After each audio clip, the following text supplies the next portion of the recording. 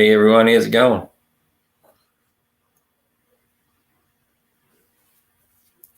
I don't know how this is going to work, but it's just a happy hour. Who pops in, pops in. Mad Coo was in the chat there a bit earlier. Took a bit to get set up. And one person. Oh yeah.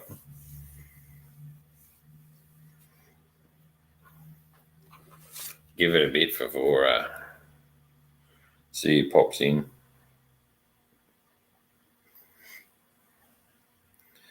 I don't know how much the footy results.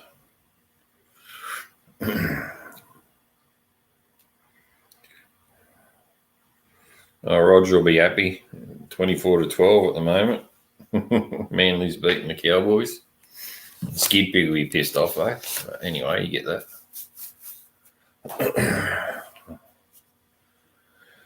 All right. We've got two in the chat. There you go. There's a link up there. I'll send the link again if you feel like popping in the chat. Copy.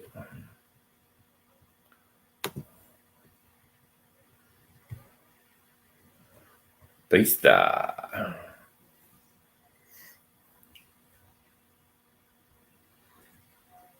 No worries, Rob. All good. Totally understand. It's honestly, it's just a spur of the moment thing. I don't know how many people are going to call in, so geez, what it is. It's what happens. But anyway, I got an email back from Chris, which is good. So I'll have to email her back again to let her know I got her email. And now looking forward to it. December the 1st, 4th of December, Saturday. I had to Google and find out where it was. I didn't realise it was all the way out behind Singleton there. The Grey Gums Putty Road. Nice cafe out there. Yeah, I can't wait to catch up too, mate. I'm going batshit crazy, and I've only been in lockdown for fucking 2 weeks. You guys must be going mental, like being stuck in Sydney and not being able to go anywhere. And like here, we find it hard here because like being in a country town, like we don't see any difference to people exercising and walking their dog around other people. So why isn't it safe to go forward driving out bush away from anyone? So, yeah. Hundreds of bikes. Yeah, totally. I've never been there. Didn't even know of the joint. Chris did mention East Lynn's Cafe down near Ulladulla. I do know that place. I've known that all my life, but only the last year or so I've realised it's actually a bike joint, and they play bands there on a Saturday afternoon. So we'll possibly go there one year, she was saying. So same thing, you got to start somewhere, get people to go and go to the rallies or meetups and see how it goes, and still do it yearly, I guess. Just got to spread the word and let them all know. But it's all good.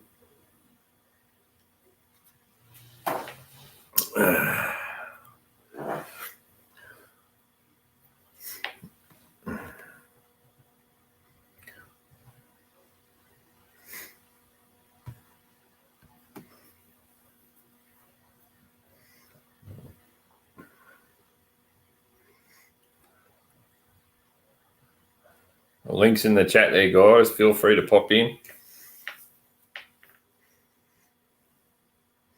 Okay, mate. Cheers, Rob. Thanks for popping in.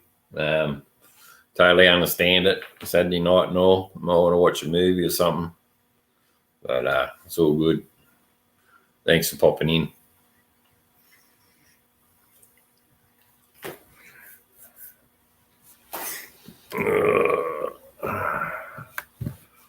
Got 4 in the chat. 4 watching and 1 person talking. You get that.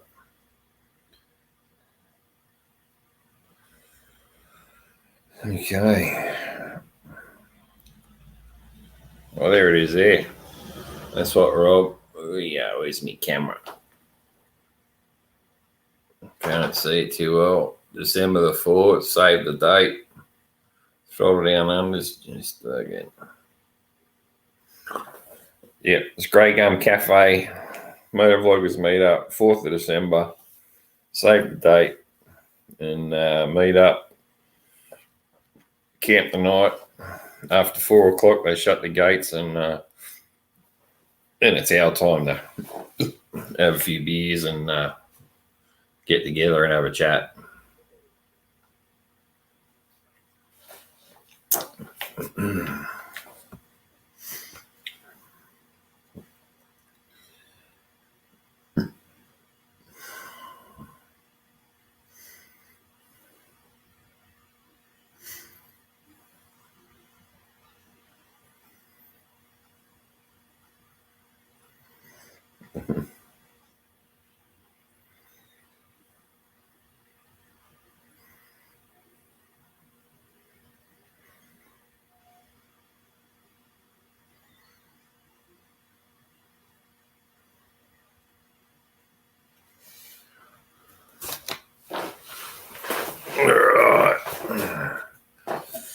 I can't even play any music or anything because if we fucking get slammed for quite. That's the only problem doing lives. You can't have any music playing in the background.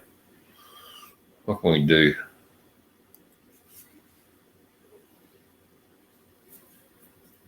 Well, then watch me drink beer and fucking think of things to do. I know. I've had these down here since I was trying to get Dark Rose to pop in and do a live with me. It's I like this fucking these cards. They're the Shadow.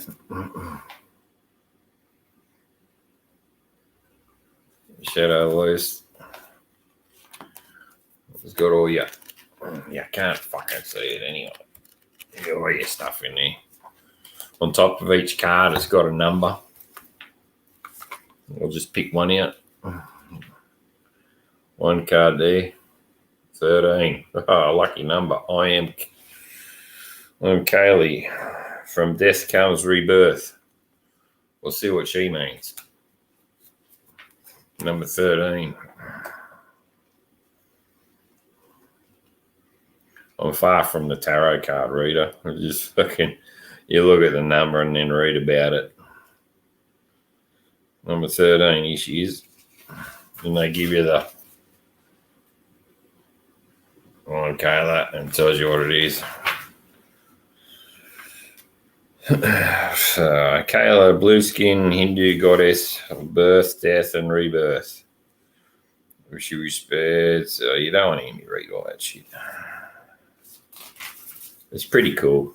And it says Kayla speaks and she tells you what she's doing. And then devastation message, working with Kayla is extremely powerful, but it is work we all do and all must do.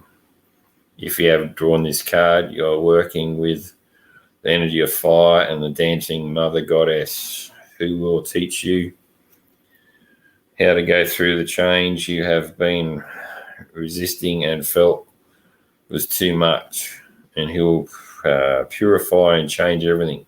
You must not stay still with this energy. Movement is essential for working with her and her fierce nature. In fact, the test of your own strength. Can you do what needs to be done and still dance? Can you rejoice in the perfection of style energy? Can you walk forward without hesitating? Can you say yes? What will come of you on the other side of Carla's fire? And will you wear your lessons proudly as she does her necklace and knows that death is an incarnation within the incarnation, a new life within this lifetime, born of fire. So yeah, it's all that stuff. Anyway, yeah.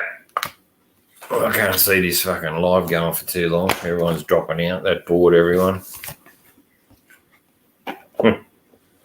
Now, you get that.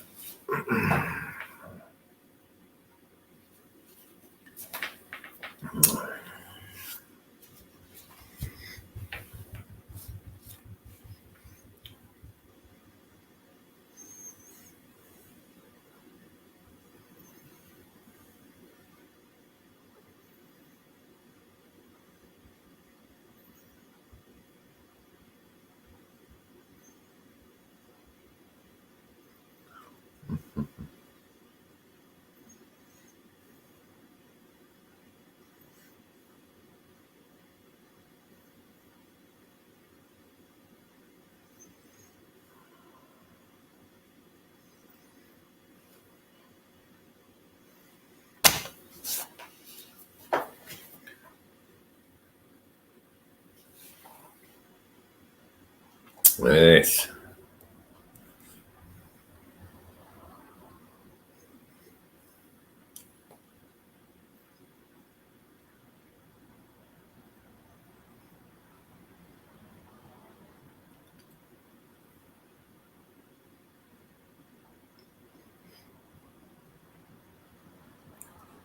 One person. Oh. If it stays like this for too long, I'll can it.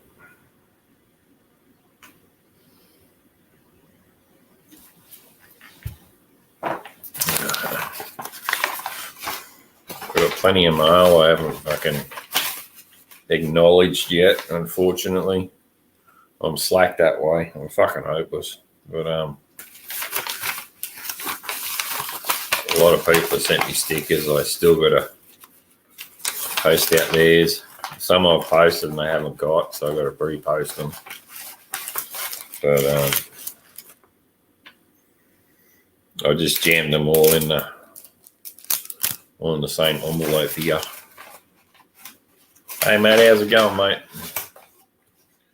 Just talking shit at the moment because there's fucking no one here.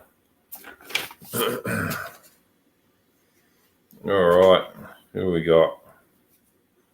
Oh, it's Skid Pig. One.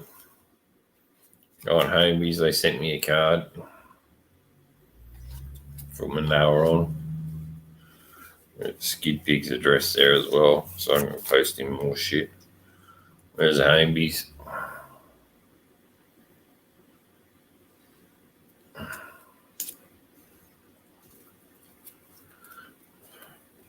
There's Homies again.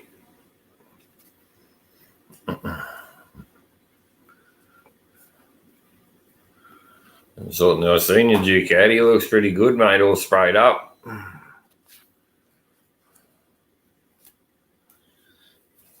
Another one, Homies.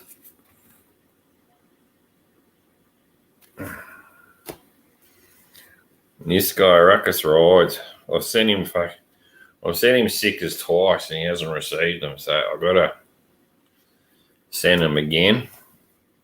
I haven't forgotten you, mate. It's just I'm slow. I hate fucking going to the post office, so it takes me ages to return. You know who that is. Then I got some more. This one, Big Bert. I'm glad he stayed with the Tassie Devil. It looks awesome. Good sticker. Another one here is Watch for the Badgers. Love the logo. It's a good one. And what else? Oh, yeah, Badger Nation. Pretty cool. I'm thinking about sticking that one on the car. Easy Ruckus Rides. It's got the address on it. It's an envelope. It's Big Bert's giving me a card. Big Bert.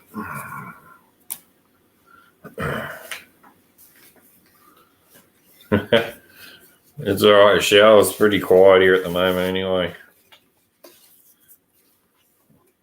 I did have a link in the chat, but no one wants to come in and have a yak, so.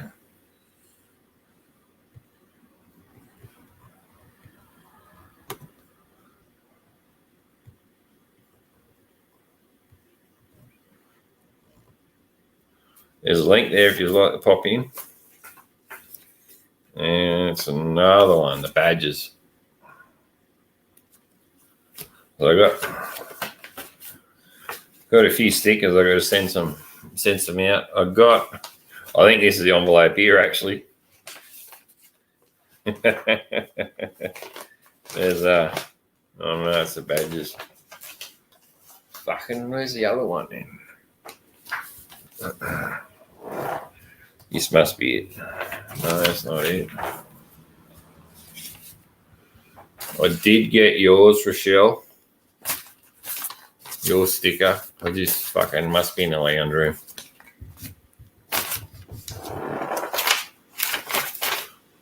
I'm fucking hopeless. I need to sort all this shit out.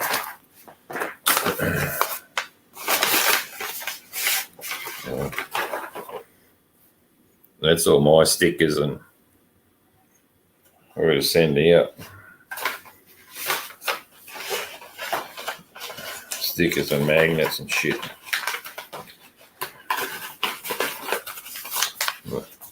Anyway, Rochelle, I did get your stickers that you sent away. Thanks very much. I will send you some soon.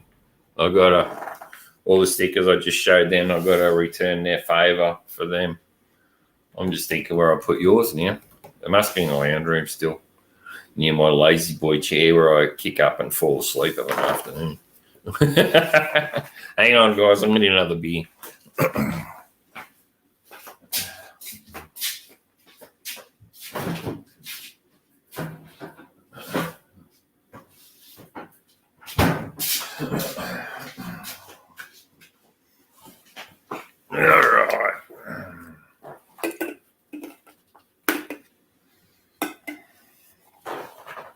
So is Roger happy that the Manly's winning?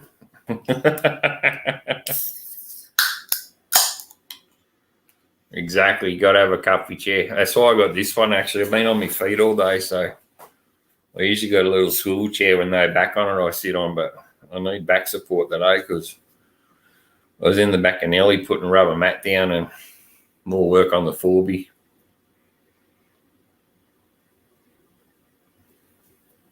No idea. I'm guessing he goes in the lounge room and sits there and watches the football and you go about your business.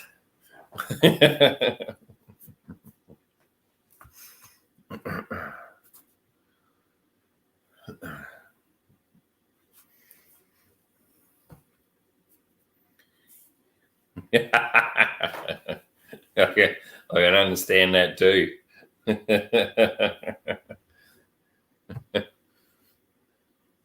Should be popping these up.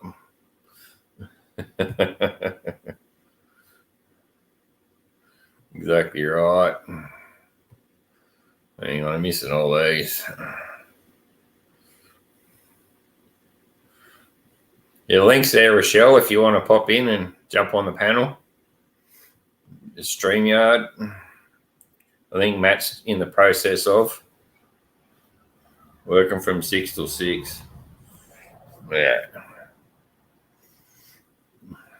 That's a big day. Big day.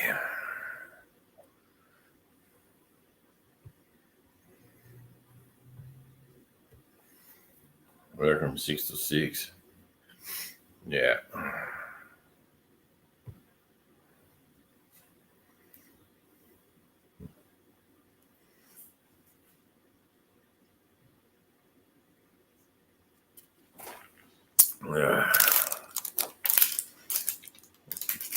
Hey, you guys, did you see Rob's post about the meetup down in Putty Road?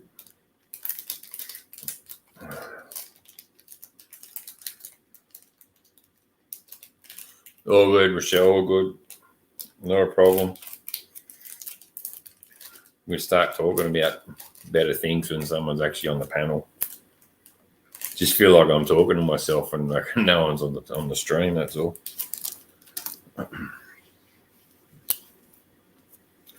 I don't do quiet time well. I'm not ADHD. I know I'm dyslexic, but yeah, it does sound good. I like. Rob sent me the message on Instagram, and I said, "Yeah, man, I'm keen as mustard." I've been trying to do it for 2 years, and COVID's just fucking smashed me. So, at least with Chris, she's works in that line of work, and she's got more contacts than I have. So, at least I might get off the ground a bit better. Having a location is a better location, and I was just going to have it at Nora Head Caravan Park, and then I was going to do a nice poker run the next day, though. I was going to go from Nora Head up to Bar Beach, park there and walk around, or the lighthouse. Then from there, go around to Stockton and walk along the breakwall on that side. Then from Stockton down to Nelson's Bay for lunch, one of the pubs there. Then from Nelson's Bay, scoot round to Anna's Bay, show them that beach there that looks like you're fucking in Afghanistan, and camels and shit. And then from there, Anna's Bay, zip out, shoot down the highway back to the Nora Head Lighthouse and Nora Head Caravan Park again. So that was my plan fucking 2 years ago. Been plugging it for fucking 18 months, and COVID's just stomped it all on my head. So now hopefully this one, hope we get out of lockdown so we can go to this thing. Yeah, I'm snapping at the bit. Bike's just sitting there. I do got to take it to the bike shop though. I've got to get me linkage adjusted or fixed. My 6-speed, it's I can change down gears, but it won't recoil back. So that's either the spring inside it needs adjusting, or I need a new spring. I hope I don't need a new spring because it's $800 worth of labour for $17 part, which is the whole reason I got the 6-speed put in it back before, because that happened to me 5-speed, and I thought, fucking, if you're going to pull it out, put a 6-speed in. And it worked out the cost of the gearbox, labour and everything else, and selling me other 5-speed. But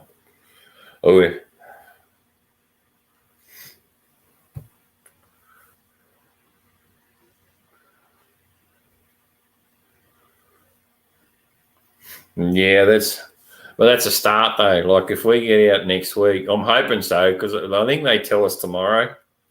So that would be great. So if we get out, then you guys are going to be not too far behind, because we can't go camping or anything. We can only just go down the shops at home to work at home still.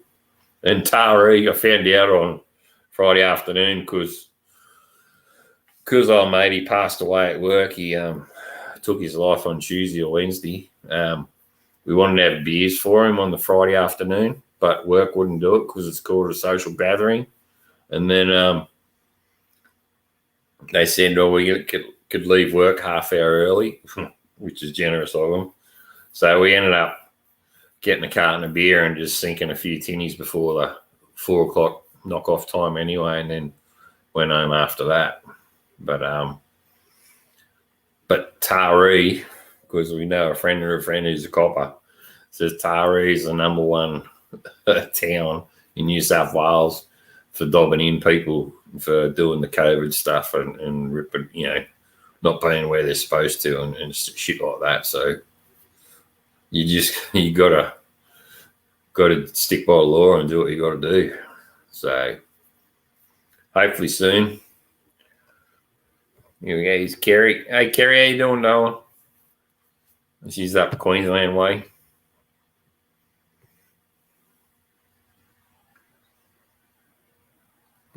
It was sad, but that's just one. Like someone's put a thing on Instagram the other day that the whole COVID thing's just, everyone's out of work and everything else, and everything's on the rise, and they keep forgetting like depression and the suicide rates is gone up, and that proves that at work, it was very close to home, so still a bit touchy at work, and but yeah, we've got to keep going. We just can't wait to get out of lockdown, go forward driving again. But in the meantime, I'm doing a lot of work on Nelly. I just put more rubber mats in the back today over my drawers, and I'm going to sort out the spare battery box, and we'll get it wired in properly for when we can hook the fridge up and go camping. We're hanging to go camping. We've had perfect weather, and you can't go camping. Can't go bush or anything. Actually, last Sunday we went for a short drive just around town, but we had to get out. Gary's yeah, lucky up there. Queensland is. At least you guys shut the borders when fucking you're supposed to. They left it too late here, I reckon. But yeah. It's did you know, you probably heard on the news, on the telly, it's actually the 20-year anniversary of 9/11. And I was going to ask when I get people on the panel. There's Mad Kiwi, how are you, mate? Yeah, 9/11. Like, where were you when you first heard that the planes flew into the building on 9/11? Where were you when you heard the first and seen the first footage of the planes flying into the building? I was still in bed. Mrs. Smitty, she come home from work that night, and she's seen it on telly, and she's come upstairs and says, I thought it was a movie. There was a plane flew into a building. I woke up the next morning, and obviously that's what was all on the news all that next morning. So we moved up here in 01, so we were only fresh up here. We moved up here in March, April, May. Got here in May because I moved up to Coffs Harbour in March, and then work brought me back this way. And then in September, it all happened.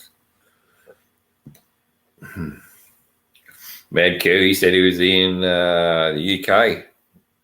Yeah. Gary said she's seen it. Yeah, seen it on telly. I've seen it on telly too. In a caravan, and a mate at work, we had an install going on up near Coffs Harbour. They were out. They did work for the day, and they're having beers, and they're in the pub, and then they seen it come up on the big screen in the pub when they were away doing an install, and they just thought, no way, unbelievable. But anyway, Mad Kiwi, the link's in the chat there if you want to make them pop in, have a chat, have a beer with me, or a spirit. Even Kerry, if you feel like popping in, link in the chat. I'll bung it in again. You can pop in and even just have your audio. You don't have to have the video on if you don't want to show who you are. We all know you're lovely anyway, but it's all good. You can't remember where you was? Yeah. I was just at home. But woke up the next morning, and that's all that was on the telly, obviously for months and months and years after that. It was just definitely the worst terrorist attack, that's for sure.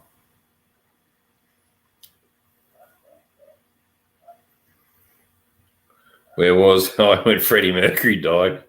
Mate, I think I was just at work. Heard on the radio he died of AIDS. The link's there, Kiwi, pop in.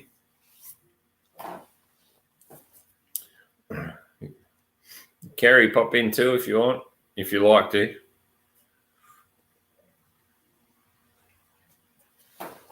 way this one's going, I won't keep it in there. All good, Kerry. It's all good. It's yeah, I fucking hate lives like this when you're not killing time. He's Kiwi. That's good. Hey, brother, how are you? What the fuck's up, mate? I'm going crazy talking to myself, mate. Yeah, I know exactly what it's like because I'm the same. Yeah. You know, like it's sort of you've helped me out in the past, so I thought I'd give you a hand out here. Come on, guys, get your asses up here. Yeah. That's it. Like, it was only a spur of the moment thing. Oh, there's another one. Here's Matt. Cool. That's right. Yeah. Hey guys, how you going? All good. Matt. That's a bit better. We're coming to life, aren't you? Half hour into it. Half hour into it, we're fucking coming to life. That's it. I like that sound, Matt. That's the way. I just took a while to set up. It just took a while to set up. Remember the last time we tried up, when you done your interview with me, I kept dropping in and out. And I've since put a booster for it. So I'm hoping it works, but this computer wasn't linked to it. And oh, God. So I'm here now anyway. Yeah, well, that's like I always come in here about 20 minutes, half hour beforehand and try and get it all sorted where if I want to stand or sit. I really wanted to sit today because I've been on my feet all day working on the car.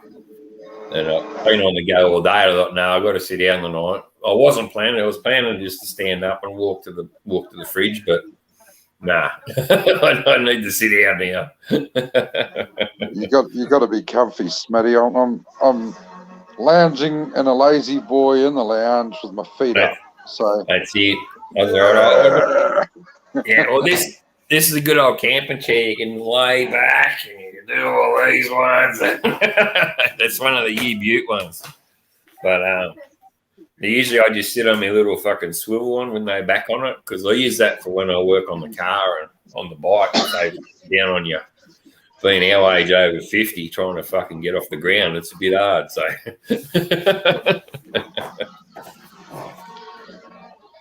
Yep. So you guys are in lockdown. We're in lockdown still. We're at level 3. Auckland North is level 4 still. Yeah, you had a bloke go mad there just the other day too. That fucking Pakistani dude. But isn't it quite funny that he's been watched since 2016 by the government? Yeah. And here he is stabbing people in a supermarket, and a minute later he's dead. Undercover cop with a loaded firearm in the shop. Fancy that. Exactly. What's a Manly score? 111 metre try for we have the turbo score. We had the same problem over here with that Link Cafe. That shitbag was being monitored for years, and he'd been in trouble with the law. And if they had have acted sooner, we wouldn't have had that situation. Yeah. They just wait too long for them to do something. I understand their hands are tied in some regards, but they got to bite the bullet and fucking do something before they wait. That Lynch scumbag had been arrested on multiple things, from threatening widows of veterans, assault. He'd been done for everything. And he hid behind the fact that he was worried about his life. I mean, well, you just forfeited that chance. Should have been deported years ago. But yeah, exactly. That's a problem. Like, you could deport the wrong person. I get where they're coming from, but when you're a repeat offender, it just off you go. I've got zero sympathy for them when they disregard our rules. Yeah, exactly. Well, the thing is, Matt, if they commit a crime in their own country the same as they do here, they'll be either dead or have something chopped off, and their prisons are fucking way worse than ours. Yeah. I don't want us going down that path, but I think we should be deporting them the moment you break the rules. Whenever I went to another country, I was very, respectful of their customs rules. You broke them. How'd you go? And that's how it should be. But you'll never get that because, they'll hide behind the fact that, you're sending them to die. Well, what happens if they end up killing more people? It's an ongoing debate, but it's horrible. But it's the same old thing. It used to be the majority rules, but now it's the minority rules because of PC correctness. Mm. Whatever happened to democracy, where the mass of people decide what's happening, instead of one person making the rules and everybody abiding by them. Yeah, you just look at our I'd say, fuck off. Just look at our government. They're dictated by minority parties within a party. It's crazy. I know. Smitty, our timeline is frighteningly, very scarily similar. You talked how you moved into your first house in 2001 in May. I done the same. It was mid-May. I moved into my first home in 2001. Same with I still remember where I was when 9/11 it was actually our happened. second home, but we moved in here in 2001. Yeah. We're the same age, aren't we, Smitty? Yeah, pretty much. I think you're just a few months older or something. Yeah, 52, born in June. Yeah, November. Yeah. In June. So you're already gone 52. I'm still 51. So. Oh, you fucking young bugger. What about you, Matt? 46. 46. 46. 46. Jesus Christ, he's a baby. Yeah. I just look old. That's cool. Yeah. We all look old. We all look old. It's all good. But like I was saying, I remember exactly when I first heard of the Twin Tower incident. I was driving to work, and normally on Triple M and Today FM, they had comedians running the show, and it was quite jovial and that. Fuck your ass. And it was none of that. It was all serious, and you didn't know whether it was serious or not. Like, it wasn't until you started switching around other channels that this is bad. Like, that's right. The missus thought it was a movie. She thought it was a movie, but then they changed the channel, and it was like, fuck, it's on that one too. And then she realised we've seen a plane fly into a building, and I was, already fucking half asleep. And I wake up the next morning, and obviously that's all was on telly for months after that. But and I remember because where I was working, there was no TVs there, so we're just listening to the radio, trying to get more and more information because more kept coming through. But it was. I just remember it being chaotic. The whole of Sydney stopped. No work got done that day. Everyone was just glued to the TV, the radio. Those that had friends in America, I had family. I had family in the States, and one of them actually worked not far from the Twin Towers. And the story they tell is frightening. And I couldn't do it justice, but it's just amazing. Such a major event, and it just virtually turned our whole world upside down. I can tell you another one. When I was born in Canberra and all that. When I was born in Canberra and we bought our first home there and had the kids there, the old Canberra Hospital on Lake Burley Griffin. For some reason, they ran a competition. The radio station ran a competition, and I thought, I don't think that's a very wise thing to do. They ran a competition for the person to push the button on the plunger to blow up the hospital, do an implosion. But the building was that old that the structure was too good. The metal was metal and the brick was brick. And when they did the implosion, they ran a competition. This poor person ended up winning it. And we lived down Tuggerong, which is fucking way down south. And Burley Griffin's obviously right in the city, in the or the lake, right in the guts of the city. And it was like 1 o'clock this Sunday time, and you heard boom. They've plunged it, done it all, boom, and it was all over the radio. But it fucked up. It wasn't an implosion. it ended up being an explosion because we used too much fucking dynamite and all that, and it didn't fall properly. And they had people on the other side of the lake in kayaks and all that, and they were getting bombed by debris. And it actually did kill a young girl in like one of the kayaks or in one of the cars. She got killed by the debris. And like you think, how does that person feel that pushed that plunger? It's like they'll never fucking forget that. So that's weird, like, because I just thought that I don't think this is a good idea. I just had that feeling. Then it went bad, and then all that thing happened, and it was like I can just remember I was at home out the driveway, obviously just washing the car. I remember it plain as day. Then when they did it and it all happened, I don't know. I don't know, just ESPN. I don't know, just fucking felt something was going to go wrong, and it did. But I got none of that shit. I'm just a guy. Beer drinking Aussie.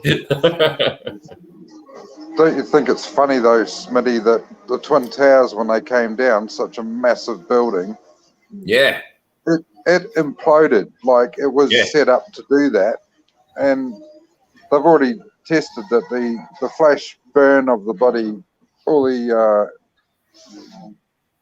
jet fuel going up, wasn't enough to melt them. It was a setup, mate. But even the second one, like when the second one, what was another fucking 6 hours or something before the second one fucking folded up? No, it wasn't that long. It was probably. Wasn't it? How long was it, huh? Shiv? Hello, Shiv? Twin Towers. How much time between the first and second one? The first one. It was definitely long enough to get camera crews there because they were recording the first one hitting. I'm talking about when the second one fell, not when the plane flew into the second one. They both flew into them pretty close, but the second one fell a lot later. 40 minutes to an hour after. Yeah. The one that gets me is the one that hit the Pentagon, and there's no video footage. No. That's sus. That to me was sus, and that's the problem. When you get cases like that, then it sets a flow-on effect for all these conspiracies to come out. And there could be an element of truth to little bits and pieces, but it just throws the whole, instead of reporting properly, and this was actually what happened. But I don't know. You're probably at work. You've seen that stupid. It's not stupid. It's not bad. You've seen the big pyramid, triangle for like a fatality, major injury, and all that. Lost, like an incident, and then there's that bottom one. And always think back to that because there's all these little red flags at the bottom before they hit the tower. Like guys getting trained, like they were doing flight simulators and weren't interested in landing. Now straight away in my head, I'm going, "Oh, that's an issue." But I don't know if I'd be thinking like that if I hadn't experienced 9/11. So it's.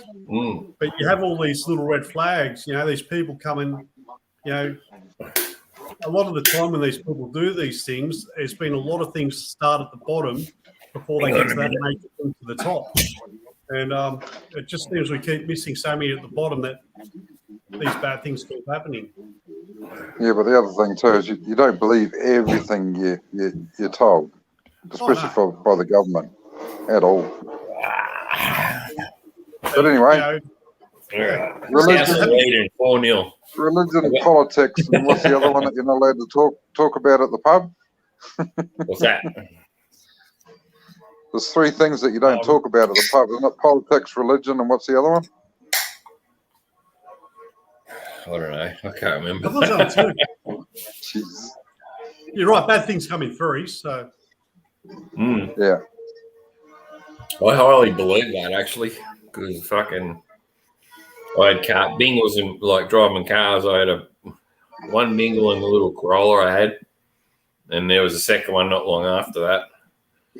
Then my panel van, I got sideswiped on the way home from Sydney, right along Dunmore near Kiama. A Holden Rodeo pulled out as I was overtaking him and sideswiped me going past him and cut the fucking rear quarter panel open. But and that was three. So they all come in threes, and after that it was all sweet. That's one example. Yep. But good things come in threes as well.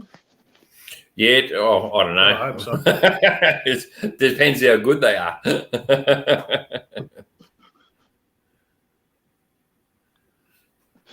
Well, yeah, you buy a Ford, you stick with Fords, they're good, and then you get married, and she wasn't so good, and then you get married twice, and she's a good one. And we've got 3 dogs and 3 cats. Right. I think they're Titans will blow us away. Sorry, mate. Roger's typed in though, he said that South School fucking Sharks won't make it. I said we probably won't make it either with the fucking Titans. I think are going to blow away fucking the Warriors next week, tomorrow. I hope not. I hope you guys fucking get hook in and fucking blow them away, beat them. But who are the Warriors? Are they an Australian team? They are at the moment. They've been over here for fucking ages. 2 years. Yep. Nah. Yeah. No, leagues more taken off over in Oz than New Zealand. It's sort of, they're coming it went, if you know what I mean. Yeah. I find it funny when you see they'll show the Americans and they're playing rugby league. And even the Super League, like over in England, like just the way they tackle is completely different. It's just like they try, but I don't know. It's just not Australian, I guess. No, but they're not wrestling. Yeah. The wrestling's coming into it. We're used to that now because they tackle, they hold them so the line can reset. Then they'll put them to the ground. Where over in Super League, they're still doing the traditional. You tackle them. If you get caught, if you hold them down, the crowd boos. They hate it, and they won't tolerate it. I fucking hate it too because there's so many teams that can do it and the others can't do it, and they get fucking penalised for it. They're just drilled. Yeah, they're just better drilled. The refs control the game. I've said for the last couple of years, the refs can tell fucking who goes in the grand final or not. Because it's the way they refs the game. Oh, they're just better drilled. I honestly believe that now. Like some sides buy their teams. You know, you got your Roosters, the Broncos. I'll try to buy their way out of it. You got that system like Melbourne. That's just frightening. They just keep training them. They're just. What else are you going to do in Melbourne? Melbourne's actually the fucking Queensland feeder side, and then also they all come from Queensland, so. They got although they're based in Melbourne, they got that big fucking state up there where they can all come down and they either go in the Brisbane Broncos, Gold Coast, or Melbourne. You know, so yeah. And now they're getting that new side, so they're gonna have another one to feed. So good. I want to see Brisbane suffer for years. Oh, they won today though. They beat the Knights. Doesn't matter. As long as they stay down the bottom end of the ladder for the next 5 to 6 years, I want to see them suffer, but they've never had to. I'm on your wagon, Matt, because I fucking hated the Broncos for years. Because I'll tell you the story. My mum's got a sister Joni, and she moved to Brisbane, and State of Origin time we're on the phone. Fucking and I like Queensland, New South Wales, and obviously for 10 years there it was pretty fucking gnarly. But when we got our chance, we fucking didn't let up. We give it to them, I tell you. So it was always on the phone and the banter and all that, and telling them what to do. A lot of my family live up in Queensland now, and they still barrack for New South Wales. Some of them have been up there for 30 years plus. And they still say, no, from New South Wales. And they're going, shame Queensland can't figure that shit out. Exactly. Anyway. My brother was living up there at Boona there for fucking ages. And we go to the pub and we're probably the only 2 Blues ones in there. Everyone else is. And my wife's got a girlfriend. Get this one. This is what Queenslanders are like. Sorry, Kerry. But this Queenslander, she was born in Ulladulla, grew up in Ulladulla with us at high school, and then went to the fucking up to Queensland, been up there, and she's always been Blues supporter. Then the other day or this week and this year and last year, we seen her in a maroon jersey, and she remarried. And in the vows on the remarriage, she had to change and go for the maroons for them to get married. Queensland's a great place for that 6 weeks of the year when that state of origin's on. Yeah. Other than that, they're all right. It's that 6 weeks. But I'll give you another example. My sister, she supports the Blues, but her husband's from Queensland, so he's a Queenslander. Her kids support Queensland because they were born there, and the whole family's all right with that. You know, we just give them shit 6 weeks. You know, the last couple of years we've been able to do it. But, yeah. Talking about Queenslanders, here's another one. On Dundee. You say Queensland, they come out of the woodwork. Go the All Blacks. Rob's good. He's still pissed after the 2016. It's pretty much right. But I said I was having a chat to him the other day on Instagram, and I was pissed for 3 weeks when we won the grand final because the week after that there was the Bathurst, and the week after that it was the Gold Coast V8. So I was drunk all for 3 weeks, just fucking drinking, and I'd ride skateboard and ride to work, and it was pretty hard. Yeah, mine was 4 weeks of that. There was you got the NRL grand final. The week after that you got Bathurst. The week after that there's also MotoGP on as well. Yeah. So it was like 3 to 4 weeks. I just look at my wife knows that time of year. Don't ask me to do anything. Don't ask me to go anywhere because I'm not getting off the couch. Exactly. I got Kerry here. She's actually a Blues supporter. That's good. We'll keep you. You can stay. Not that Blues and Union stuff either, bad Kiwi, just in case. Yeah. Doesn't matter, mate. All colours go into black. Yeah, they do too. Exactly. And right. countries, all the colours of the spectrum are supposed to make black. No, they're another one. They're another well-drilled side.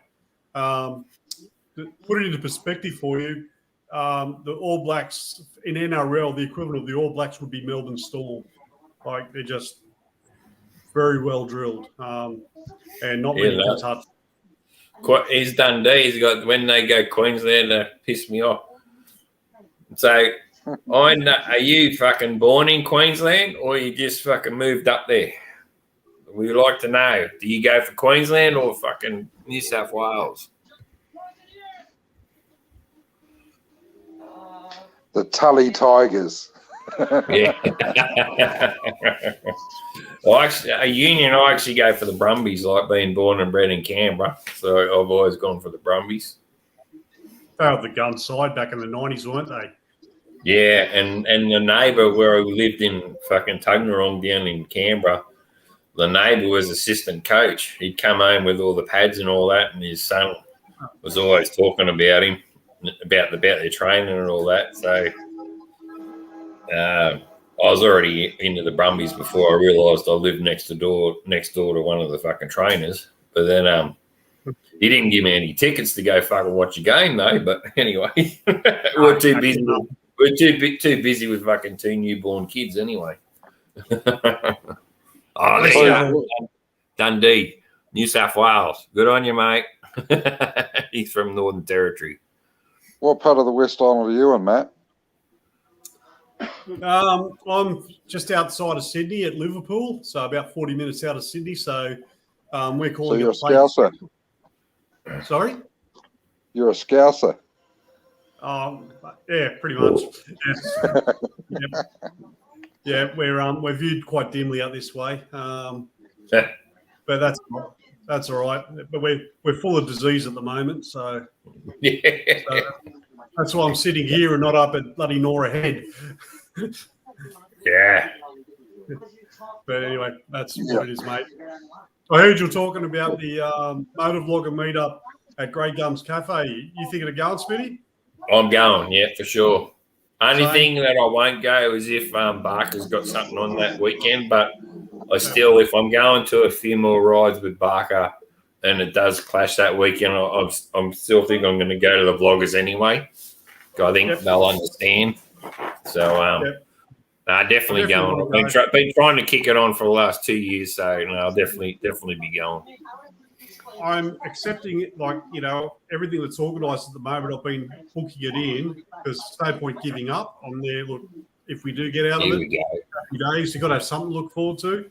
Not confident. I'm Dundee. How you doing, bro? Oh, fuck it. Even now my missus needs me. I'll come back later. I'll be back. Right.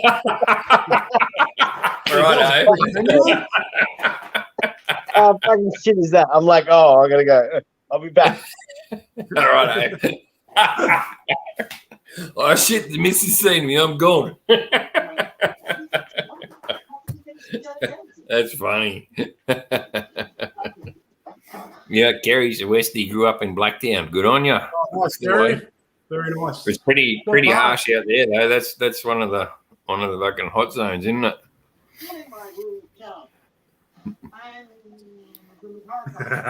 I think we could all give you a run for your money there, Rog. Fucking oath. I get kicked in the ribs all the time. I had my nose straightened. Still at juice this morning. Yeah. If Mrs. Smitty's going to come, I'll get Mrs. Smitty to drive Nelly down with me with the rooftop tent, and I'll just fucking get some footage on the way down and crash out in that. But if not, they said they had swags they could rent out. So I got a single swag up there, but it's fucking too big. I can't put it on my bike. It's like a body bag. But I bought a swag. Didn't like it. It just looked awkward on the Grisso. So I ended up just getting a tent. You roll it up and strap it to the front mudguard. Yeah, I strap all my shit to the hangers. So you're not built for that. They'll probably break in its pain. They get a bit sensitive. Yeah, exactly. But I've got a hiking tent, so it's only that big. It's like a 3-man tent. Of course, I'm tall. It's quite handy. To tell you the truth, the 3-man, 2-man tent rolls up smaller than the swag anyway. So if you just need something for a bit of, that's what I used to do. I'd go to bike rallies, and here is Dundee again. I go to bike rallies, and I won't add. There he goes. Sorry, my bad. You in trouble? No. It's my daughter's bedtime, so it's like. You got to go say goodnight. Yeah, so she's in the bath. So anyway, you got to do the adulting they call it. I thought it was babysitting, but then my wife told me it was parenting. So how old is she? 10 years younger than me. 10 years. Well, that's not a baby. Don't worry, mate. In another 2 years, I want nothing to do with you. Trust me. Yeah. Fuck you, 13 going on 21. Look, my daughter's nearly 2. Yeah. My son is 21. Yeah. So that works it out for you. So I've been through it all. It's all good. I think, we just got the picture right there. That's all good. I'm also drinking out of this, so I don't know if Rob, he popped in early. He's got to spend the night with the missus. Every now and then. Yeah, exactly. But, at the moment in Sydney, it's the best time to build up brownie points because we can't go anywhere. Nice. Yes. Well, I don't know about that. Well, last weekend would have been the second year of the meetup that I organised. Yeah. But that still hasn't eventuated. But the Aussie, she's got that one now. It's being the 4th of December. I'm definitely going to that. For sure. Do you reckon you'll be able to get to that? It depends it all depends on the whole lockdown. If we come out by fucking September, November, I think. Yeah, I reckon they will. You reckon that? I think tomorrow they're supposed to announce tomorrow if what the next set of things are, and I think someone just mentioned in there earlier, like us regional areas, like out in the country and that, will be all right to go forward right and camping and shit again. But the city's still in lockdown in that sort of regards. I'm thinking that's what's going to happen. But if not, it's going to be by the end of September. They'll fucking burst it again and whatnot. And hopefully we don't fucking have to wear our masks and shit. But that's driving me crazy. Okay, so Matt, honestly, do you reckon you'll be out? I don't think Sydney will be. Yeah, I think we will be, but we'll be locked off from every other state because no other state's going to agree to the stupidity that we're going to encounter. And it's going to be a political minefield all the way up until election time because we've got in New Zealand election come up state and federal. So I can see that, but it's going to be like a political football. But they'll open it up if I drive it through in Queensland, Victoria, and all the other states are just going to walk us in like the cesspool we are. Right? Sorry, no, Queensland ain't opening. It's going to be a big fuck you to New South Wales, honestly. Yeah, that's but you guys can come and go as you fucking please, though. Anyway, like it was before. Pavlicek or whatever the fuck her name is, she's not going to open up to New South Wales. No, she won't. What will happen, though, is all the states will close us out and we'll just be running around infecting ourselves. That's what I think will end up happening. But if you sneak out good to Windy Way and shoot down the Sunlight Highway, you might be all right. So, we used to go that way to my brothers at Boona. My brother lived at Boona for years and we'd fucking go up there, Kyogle, all that, and then Lyons Road. Fuck, that's a good road. I've always wanted to camp and go riding through there. What's New Zealand like at the moment? You're all locked down again. Yeah, Auckland North is level 4. Below Auckland is level 3, but there's no cases in the South Island, and we're still at level 3. So, go figure. What's level 3? Oh, one below level 4. Fucking hell. I'm on above level 2. Obviously. So you got to get a person to wipe your ass because you can't do it yourself. We've got the same levels in New South Wales. Is that where you can't use your hand? Yeah. And level 2 is when you shake it. You turn around the other way. I won't finish that sentence. Hey, Dundee, wipe your chin, mate. I have.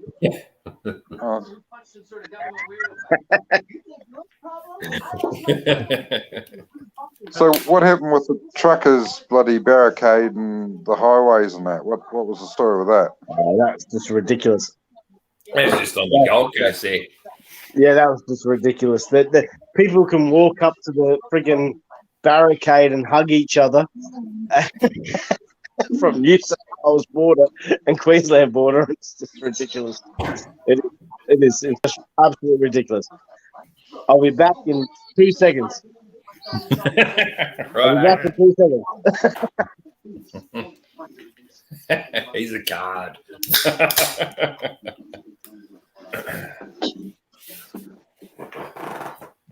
That's like I think we'll be out of it before. Definitely be out of it in another 2 hours. But anyway, out of the fucking lockdown thing.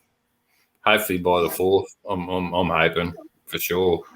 We need this meet up. We need to go camping and go riding and all meet up and let our hair down because I know it's going to be fucking pretty crazy. I'm going batshit crazy. I've only been locked down for fucking 2 weeks. They're going to. You saw what happened. You saw what happened when we reached that 6 million. They said, when you reach 6 million, you'll get more freedom. And the backlash to that, because the freedom was just shit, they're not going to risk that again coming into an election. No, they're just going to go, look, we're going to let you go. We've got the infrastructure. They're just going to let it go crazy here. And it's going to be left up to us to figure out how to stay safe, I suppose. Yeah. What gets me is we've got it sort of, we did have it all sort of under control. it's going to be crazy at the moment, like the daily cases and shit. But then you see over in America, like they're not wearing their masks or anything, they're still in close vicinity and shit like that, and it's just all fucking. They're just ab libbing and all that, as if like, oh fuck, it's not going to get us. But then you hear people over there that every second person's got fucking COVID type of thing, but they don't wear their masks and shit. So can I ask, out of the three of you, who is vaccinated? Are you vaccinated? I got 15th. I get my second one, and I got the AZ too. The first one fucks you, like it's like you got the 12-hour virus. Yeah. Then the second one, my missus, she's had both hers because she works in the hospital, and the second one, it's nothing like the first one. You go to work the next day. The first one's like getting a 24-hour virus. Temperature, sweats, aches and pains. Then you're right. What did you have, Smitty? The AZ. AstraZeneca or whatever the fuck it's called. AZ. The way I see it, you get vaccinated so you can go travel and go fucking forward driving and go holidaying. So, what about you, man? What did you have? I had the Pfizer. So did you get that? Did you get that blue pill with it? Absolutely. That blue pill. 5G coverage. Yeah, baby, I'm holding an apple, mate. You know. Oh, mate, it's going up a lot of that. Now, the first one felt quite young, felt quite heavy. It's what they inject concrete into your arm. Yeah. The second one, I showed flu-like symptoms for about 18 hours, and then I was fine the following day. Yeah. Wow. The first one, it's your body adapting to the vaccine. So the first one, you'll feel shit, and then after that, the second one is just like a flu injection. You go get jabbed and fucking that's it, and you walk out. Have fun. Second one Kiwi, is shocking. You and I haven't got it. What's your reason? First of all, you can't vaccinate against the flu virus or any virus. And no, I'm not putting no man-made shit on my body. Fair enough.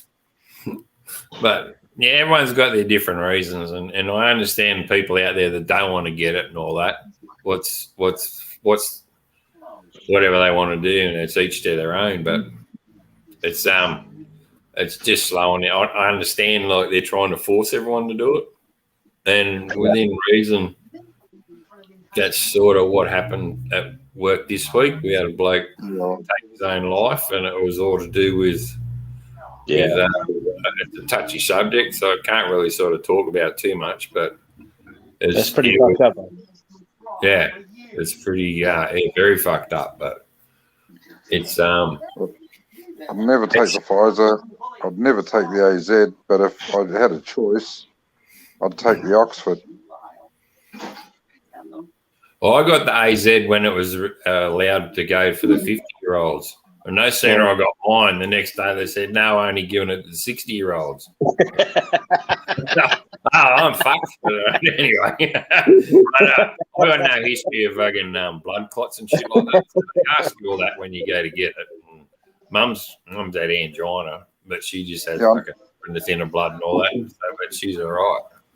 But also, Smitty, when you've got if you've got underlying health issues, like I've had pneumonia before, I've got like if you got heart issues and shit like that, they ask you all that, and if you got that, obviously you have to take another one. I can't get an erection anymore. See, you should have taken the underlying health issues, you know. Pfizer would have helped you there, Kiwi. So Yeah. Duct tape. No, Dundee, that's the wrong blue pill, mate. That's right. It's injected in you. It's like 24/7. Boom. Well, I'll tell you, here's another thing. Like, I didn't believe in the flu shots. I wouldn't go get a flu shot because I'd class myself I was pretty healthy other than me fucking beer gut. But anyway, and last year the work gone, this is before before the COVID shit too, I think, or it might have just started. But they said, if work shouted and paid for your flu shot, would you get one? I thought, oh fuck yeah, no way, because the missus had one the last 2 years, and Mrs. Smitty, she's always has been pretty sick, and when she gets the flu, she gets pretty sick. So she's had the flu shot for 2 years, and she hadn't had a cold. So like, yeah, fuck, I'll get it. But I got the flu shot, and it never changed me. Like, never got sick or anything like that. But the AZ, I did have it was like a 24-hour virus the next day, and they say that's your body adapting to the vaccine. And then that was sweet. I got a day off work, so I was fucking laughing. So, hey, I can honestly tell you guys, I can't remember the last time I had the flu. Yeah. And it was the last, actually, thinking back, the last time I had the flu was probably about 2005 when I was driving trucks in the UK. And touch wood, I hardly ever get the flu or a cold.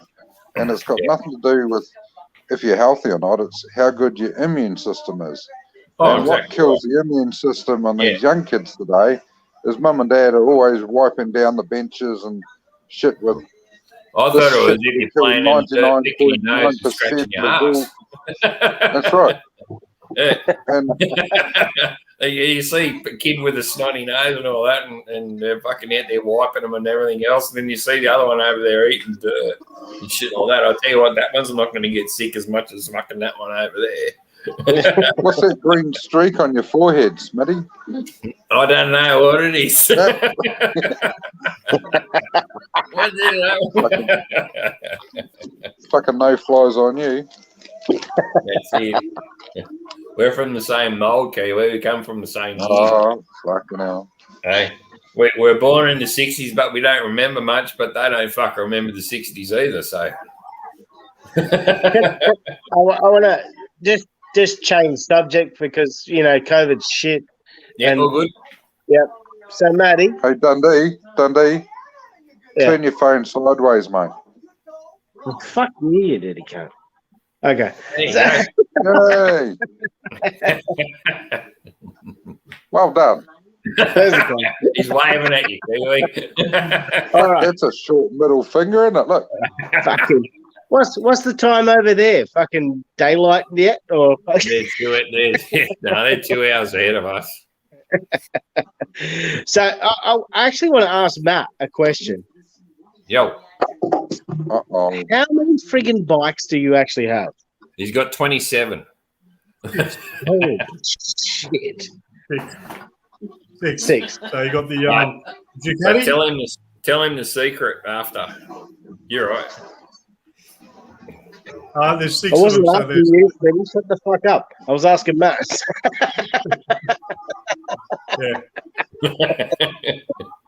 Yeah, I've got The 6 at the secret is moment. I think there was 80 years. He's not married. Yeah, I'm married. 6. Yep. And you're No, Are they riding? all ducks? Or, I mean, I know the Ducati's in work, but Yep. the others? 1, 2, 3. Three of them, all 3 Ducatis are getting restored at the moment. We've got 1 trail bike that's registered. A little CB125 that's sort of used to go to and from work. The Goodsy I've had for quite a while now. I use that on the bigger trips. And yeah, that's it. Yeah, the trail bike's registered because I take it through national parks and that. And you need to be registered. I have a very understanding wife that would rather me ride bikes than play sport.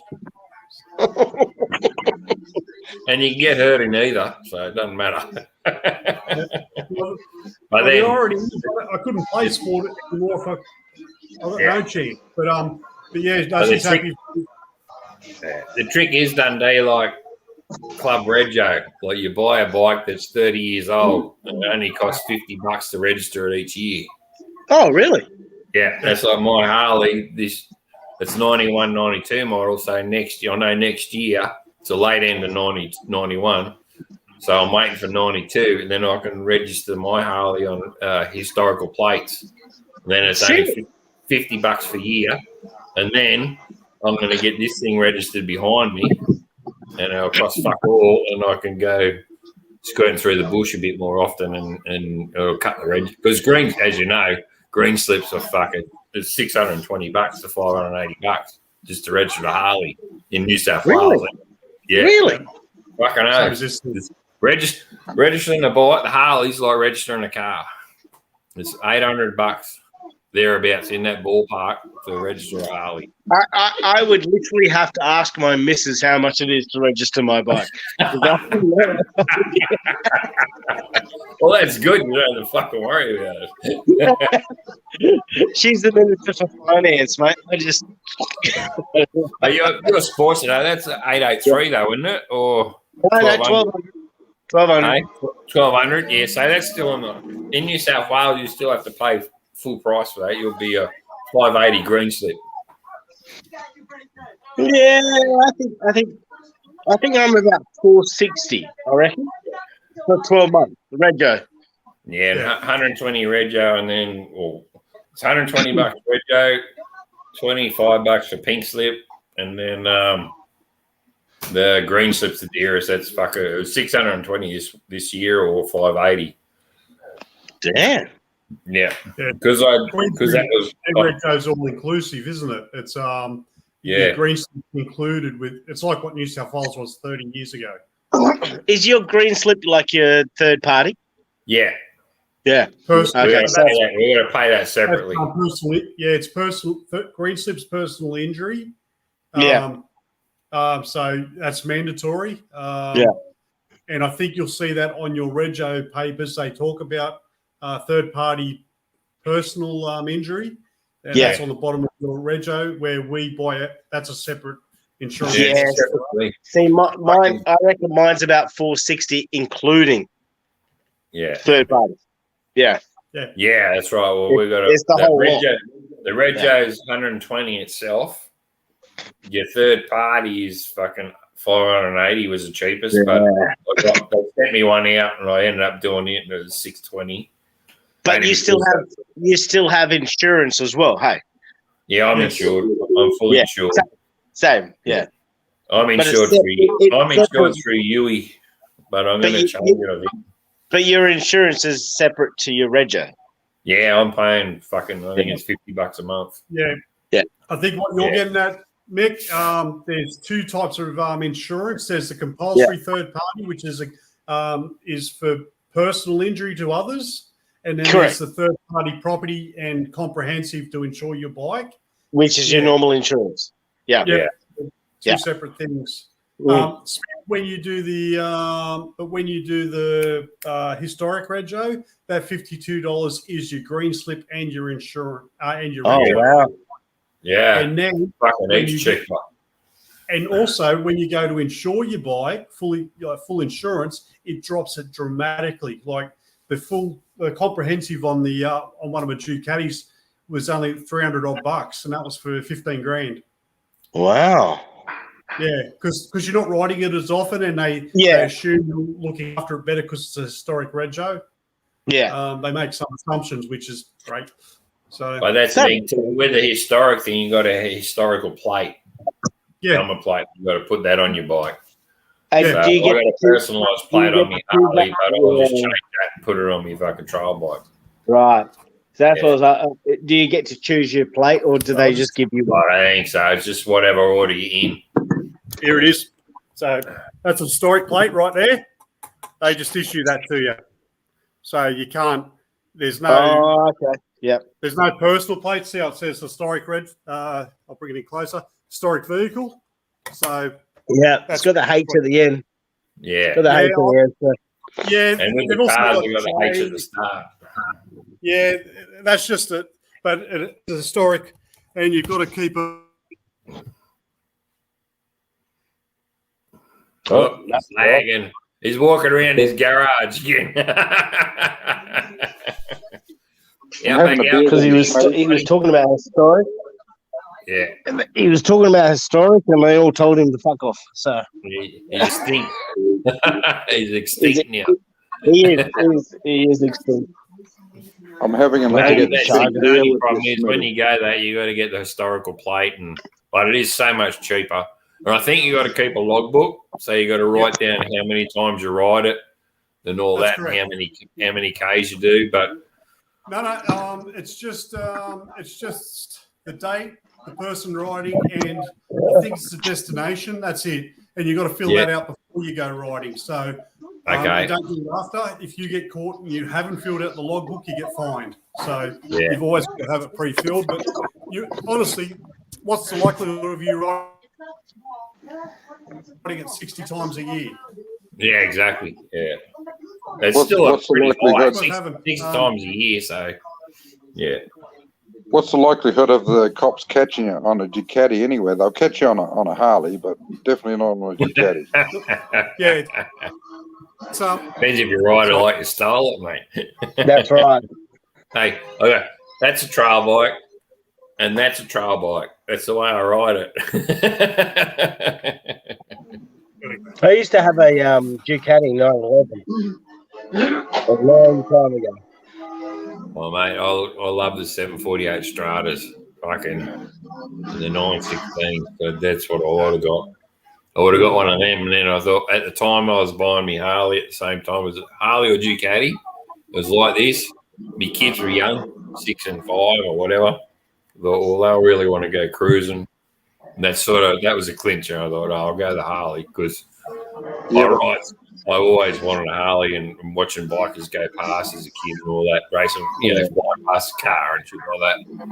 But I was also watching the super bikes and all that, and Troy Corsa, he's a fucking legend. Even though I'm in Bayless country and being an Aussie also, but Troy Corsa, fuck, he could ride. He's awesome. Then he went on Aprilia, and he did just as good on Aprilia as they did on the Ducati. But they ended up, they gave him a raw deal, and he got fucking booted. But those sports bikes, they're a bastard to ride. They really are. Oh, mate, they're a race bike. Exactly. And that's what I like. Fucking, what I'm going to buy, I'm going to keep. Do I want to fucking bend over the tank and fucking have sore wrists?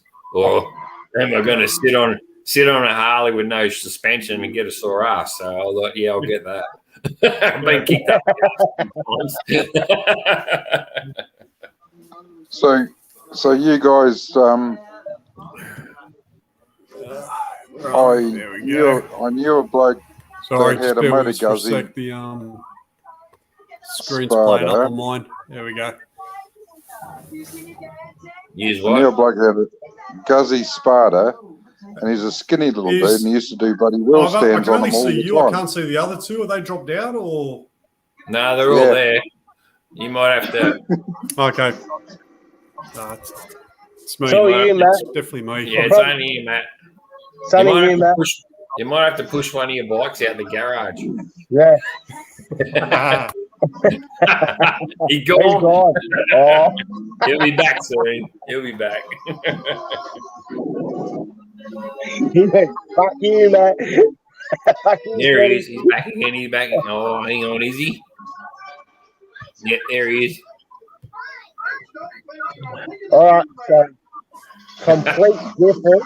Okay, complete different. But Smitty, I know you're like me. All right?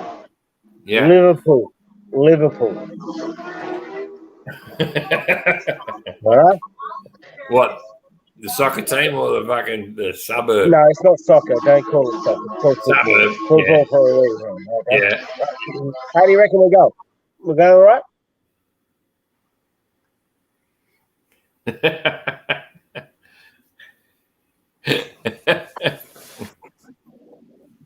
He's not even going to answer.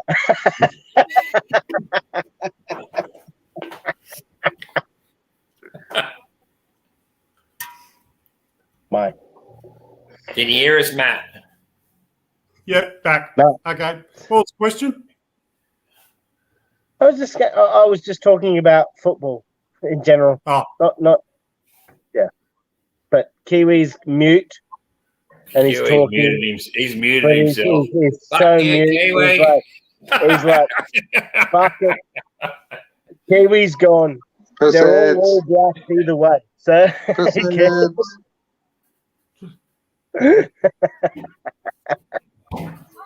You guys can't handle real beer anyway. That's why you drink that shit. No, that's why we can't spell it, mate. That's the problem. Yeah, I know. 4X. B-E-E-R. That's right. No, it's shit. We can't spell shit. Why do you buy it then? That's why you buy that, mate. It's like new. One syllable. Like, you get pissed and you go up to the bar and you go, I'll have a new. You know what? It's like $39 for 30. Hang on. I don't care. Oh, yeah. $39 for 30. I'm drinking 80% beer. It's just the flavour and the alcohol's missing. That's water. Yeah. Where'd you what get you're that? drinking. Milford Sound.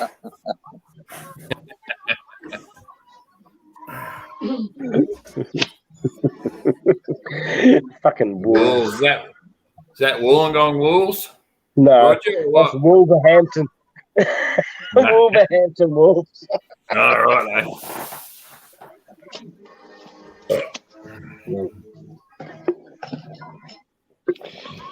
I think I'm out of beer. Right. I am. I'm out of beer. Fucking hell. Oh, you might have to get the spirits out. Oh, still one of my missus' ciders. She went there. That's it. It's Father's Day tomorrow. Who cares? Once it's in this Yep. you know Hider. yeah. Throttle Down Under, Rob. How could you get a better advertisement than this? So I got to give him my address so he can send me a sticker. I want to put it on my bull bar on my 4B. Who's Rob? And yours too. You fucking off to give you. I'll send you an Insta. Fucking Yeah. send you my address and shit. I have been really slack, actually. I've got to stand I have too. I just did earlier before you popped on. I got fucking all these stickers here I've got. And I haven't fucking sent it out to them. It's like, I'm hopeless. I fucking hate going to the post office. Yeah, I'm the same. I've got like 1,000 of my stickers, and I still haven't. I sent out a bunch, but Yeah.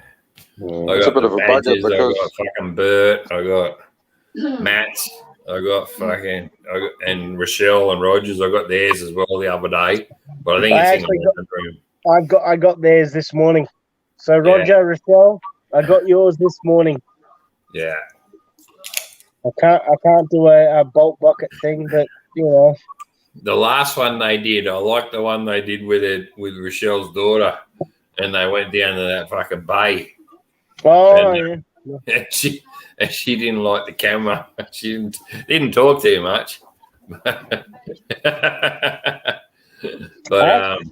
I actually really like their Google box or YouTube box. I thought where they did the shout outs. Yeah, that was that was awesome. They did real good on that. That was awesome. That was really good. Yeah.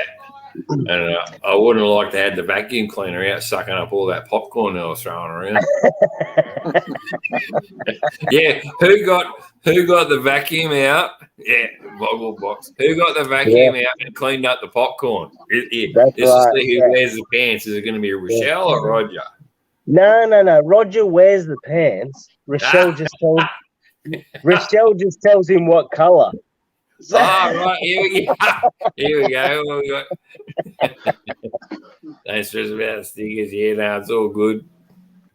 We'll get them out to you. We just fucking slack, Rochelle. That's it. Good answer. Fucking. Yeah, the dogs fucking yeah. Fucking Bonnie and Clyde, we got here and fucking they're food whores. So they'll be sitting there and fucking bang, bang, bang. 3 dogs. You got fucking Daisy, the Jack Russell.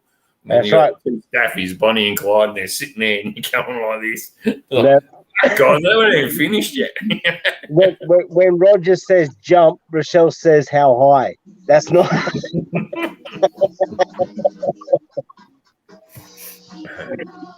Okay, Kerry, thanks for popping in. Awesome to see you. She's got a New South Wales chickie living in fucking Sunny Coast, I think. I think she's up your way. She's up your way, but I think she's on the Sunny Coast. Where is she? I'm going to sign off too, Smitty. Oh, yeah. Yeah, mate. Yeah, what is it there? Like you're 2 hours ahead. It's only fucking. It's only 10:30 there, and you got to fucking sleep in tomorrow. 3 a.m. No, just got to give my wife some time with listening to a TV, which is a wee bit loud, but. Righto, all good. Yeah, I wear the pants, mate. And my wife tells me what colour. Yeah, that's exactly right. Right? You wear the pants, and she tells you what colour. That's it. Hey guys, good chatting. Cheers. Thanks, Kiwi. Take it easy. Thanks for having me, Smitty. See you, Dundee. See you, Matty. See you, Outback. And the rest of the chat. Got a bit of Wawa there. Wawa. Where Wawa? Yeah, Mick. Look, other way around. Oh, yeah. That's so true. Rochelle's heading off. Okay, Rochelle. Take it easy. Rochelle. Yeah, no worries. Outback. Hey, I'll send you a link, Outback. Pop in, mate. Hang on. Fucking, I'm being a bit slacky. Hang on. Only because I'm fucking. Wawa. Wawa, you got to jump in? It was fucking dead for the first half hour, and then now it's fucking full on. It's always that's because I'm here, mate. So fuck you. Hey, you're lucky you're a fucking Blues supporter. Otherwise, I fucking. You would have kicked me by now. If you were a fucking Queenslander, it would have been completely fucking different. I tell you. Look, I'm from the. Actually, you know what? I'm actually born and bred in Liverpool, in England. Yeah. And then I emigrated when I was like 4, and then. No say in the matter. Yeah. Yeah. No. So that's cool. Like my parents wanted to give me a better life, so that's what it was. So I moved to Perth, and then from Perth to Catherine in the Northern Territory. Fuck, you've seen the country, man. Fuck yeah. Yeah. But then to a little town called Nullarbor. Now, Outback Outlaw, he knows that place. Nullarbor is. I'm hoping he's going to pop in. I've sent the link in, Outback. Jump on the link, mate. Pop in. He knows where that is. That's the country. It's Arnhem Land. It's the country that both of us were from. Mrs. Smitty know that too. She'd been around Australia four times before I fucking hooked up with her. The parents are travellers. Yeah. Yeah, I heard that about her, Smitty. But I got to put that up.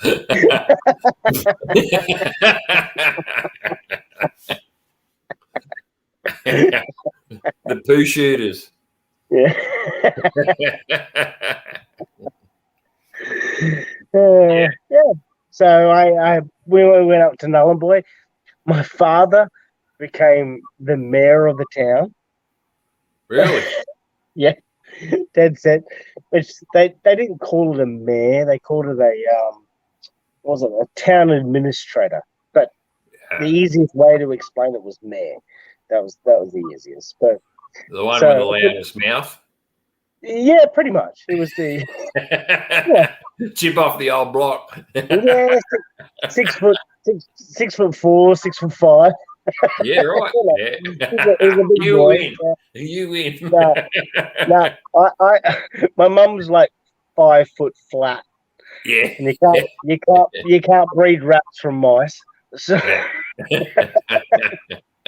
they try, but yeah. Yeah, they do try. But I lived up there for nearly 30 years, and then moved to Queensland. Yeah. But I always followed Glenn Lazarus. Yeah. That was the thing. It was like my father supported the Broncos, he supported Queensland, but for me it was Glenn Lazarus. Yes, he played for the Broncos, but he was the captain of New South Wales. He played for Canberra first. Yeah. Then went to Melbourne and Broncos. I think he finished at Melbourne or Broncos. Broncos Melbourne. Yeah, Broncos Melbourne. Yeah. That's right. Yeah, so it's Canberra and then Broncos and then finished in Melbourne. That's right. I was going to say, I think he finished in Melbourne. Yeah. But he's the only guy that, back then, he was the only guy that had 3 premierships from 3 different clubs. That's right. So, he was like my idol. Yeah. Yeah, 3 states, exactly. Yeah. But he was like my idol. I followed him when I used to play rugby and all that sort of stuff. And so, being the captain of New South Wales, it was like, well. Hey, you remember this too, wouldn't you? Brick with eyes? No. You're Roy and HG on Triple J. They did the State of Origin. They call him the brick with eyes, just the big fucking brick with eyes. Yeah, that's it. Yeah. It didn't help he had a flat top as well. So it's a square body with a square head. That's it. He had a box head. It was like full of box head. I was like, but that was the same with like Harrigan. Like, Benny Elias and Harrigan back in that day, and you had Harrigan go on. And he was like, junior state champion boxer. Oh, wow. Yeah, back. How you doing, brother? How back? How are you? You working or you at home? No, I'm at home. I just went and did shopping today, so that was a 400-kilometre trip. Fuck that. No, that's normal. That's the normal. Tilt your phone sideways, mate. You on your phone? Or... Yeah. Very good. There you go. That's better. Oh, good. It's a big day, mate. You had a big day? Yeah, big day. So I'll just get myself a beer now. That's all right. I'll be back. I'm going to have a piss. I keep them in the bedroom. I don't keep them in the fridge. I drink them warm. Drink them warm? So how's everything going? How's your missus going and all that? Yeah, she's good. She's a lot better than what she was. I mean, she was back in the hospital last week. Yeah. And the doctors said that if I hadn't have taken into hospital, she would have been dead within 12 hours. Yeah, it's a close one. Yeah, it was close, but she's getting a lot better. So I'm pretty stoked about that. No, for sure. Exactly. Like fucking. Yeah, no, it's pretty heavy. Yeah, she's doing half days at work now. She's not doing any major days at work. She's just doing half days because she can't handle it otherwise. No, it's understandable, mate. Well, at least she's better than before. Yeah, here's a comment down here. Rogers just put up. Yeah, very good to hear. Thanks, guys. Yeah, exactly. Nah, it's good. It's good. Summer's good. Yeah. Yeah. All right. I've got a piss break now. I'll be back in a minute. So I went for the piss break before. So I missed what you said about. You said you were mayor of a town. Where was that? Hey? You said you were a mayor of a town. No, my father was. Oh, your father. Yeah, my father. Not me. Fuck that, man. I'm too young. My father was basically town administrator of Nullarbor. When was that? Oh God, 90. I'm gonna say 95 onwards. Yeah, okay. I did similar job in Borroloola. So Borroloola, I was the town administrator, and it's exactly the same. The easiest way to describe it is saying mayor. Really? Yeah, pretty much. Yeah. You run the council. They called them town clerks back in those days, didn't they? Yeah. But you run the council, you run the local council, you do all that sort of stuff. So he was that. He was and the mine, which was back then was Nabalco. Yep. Yeah, and then it went to Alcan and then BHP. I think it went to. Don't quote me. I think it went from Nabalco to Alcan. But yeah, but he all that area. He was the town administrator. So couldn't do shit. Go to WAG school, go fishing. And I used to get told, hey, where were you today? Oh.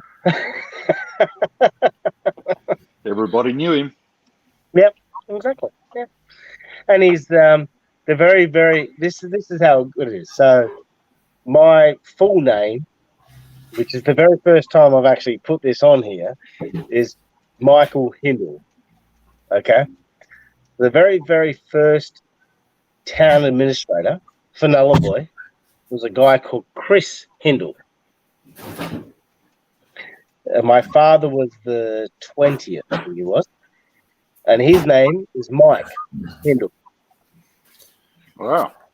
Yeah. Okay. So it's like the very first, the 20th, and my father is the longest serving, and that's why, like, I know all the areas, like, Kapawea, Kalawinku, all that sort of stuff. That's the history that I was brought up with. So did he join the Super Shire when it happened in the Super Shire in 2007? Yeah. No, he was part of that. Yep. With what's the Yunapingu? What was the other family? I can't remember the family, to be honest. Marika? No. Marika or Marika? Marika. Marika. It was God. Guruwiri.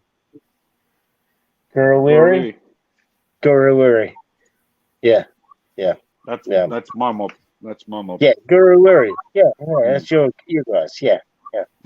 So it was like Gapu. It was Galaroy Yunapingu. Yep. With Doctor. Yep. And all those guys, and yeah. So. Yeah. So is he still there? No. He's retired now. He's 70. My family's down in Bribey Island, down here. But you can put it on Google. Oh God. 60, I reckon 2004, 2005. Okay, yep. Yeah. Because I went for a job there before I came here. I went for a job at Alpha Island as the Shire Service Manager or Council Service Manager. Yeah. And I went over to Alco, and because my mum and dad, they lived there for 15 years in Alco. Yeah. And the house that I was going to be living in was directly across the road from where mum and dad had lived. And just didn't feel right. Like all the family were there and they said, we want you to be here, Nathan. We want you to run the place. We know that you're going to run the place the way it should be run. And it was really nice to have family there wanting me to be there. But that was one of the reasons why I turned it down, because of the family connection. I thought it was going to be a very difficult job because people would use me as their expectations, and I was going to find it very difficult. So I turned it down, and they weren't going to pay good money either. So I asked for a little bit more, and they weren't prepared to give it to me. So I said, "No, sorry, can't do it," and left. I don't regret it, but it would have been nice to. I guess if I didn't have another job to go to, I would have gone there. But Groot's always been like that. Like, I remember when I was doing my apprenticeship as a chippy, like, I'm a carpenter by trade. Like, we went to Groot, and we went to a shop there, and I can't even remember the community. But like, Nurigu or Umbakamba? Nurigu. It was a Nurigu, yeah.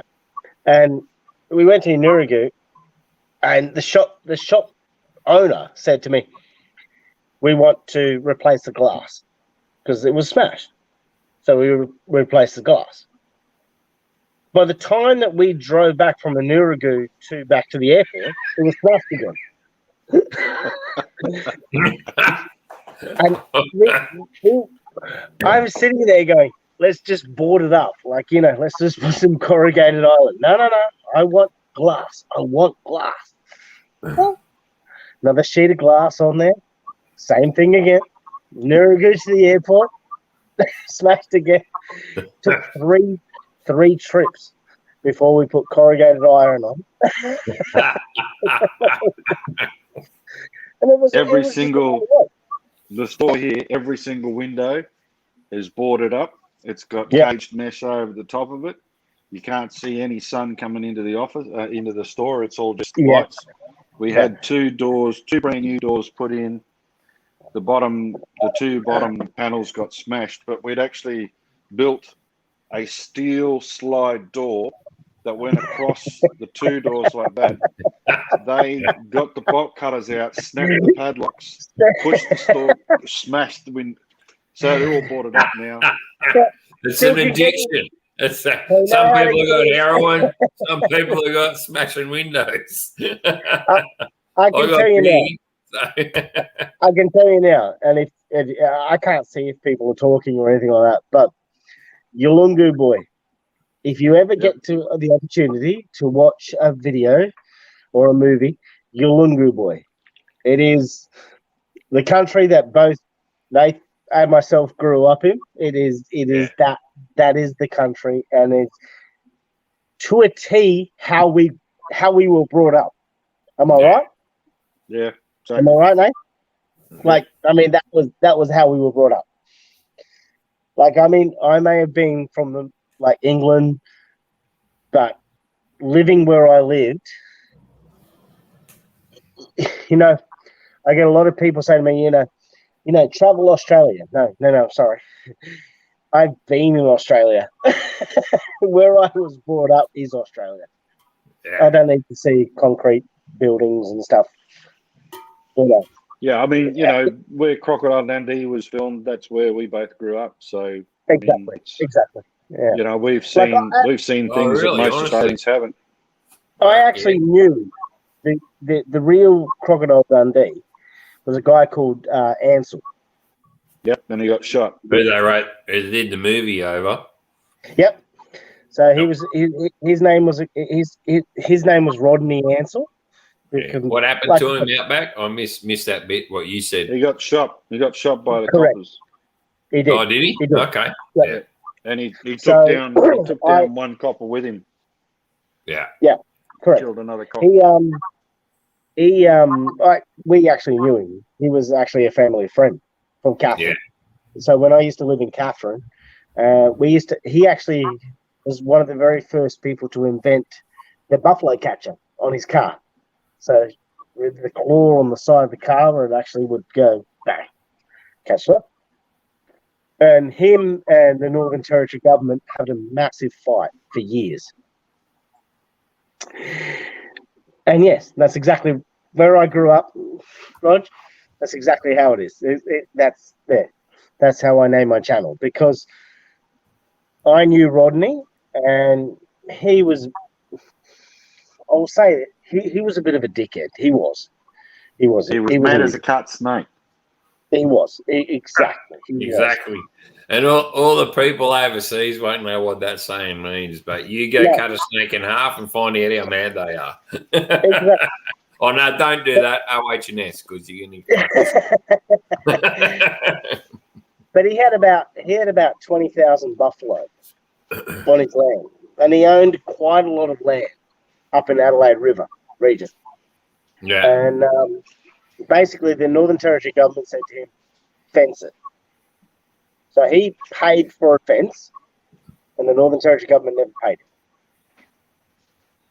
You can, like I said, this is all facts. I'm not bullshitting or anything like that. But basically, we knew him as a family. Like he was a really nice guy originally. Like then he got into drugs and he got really bad, and that's when he went. And like you said, Nate, He shot the copper.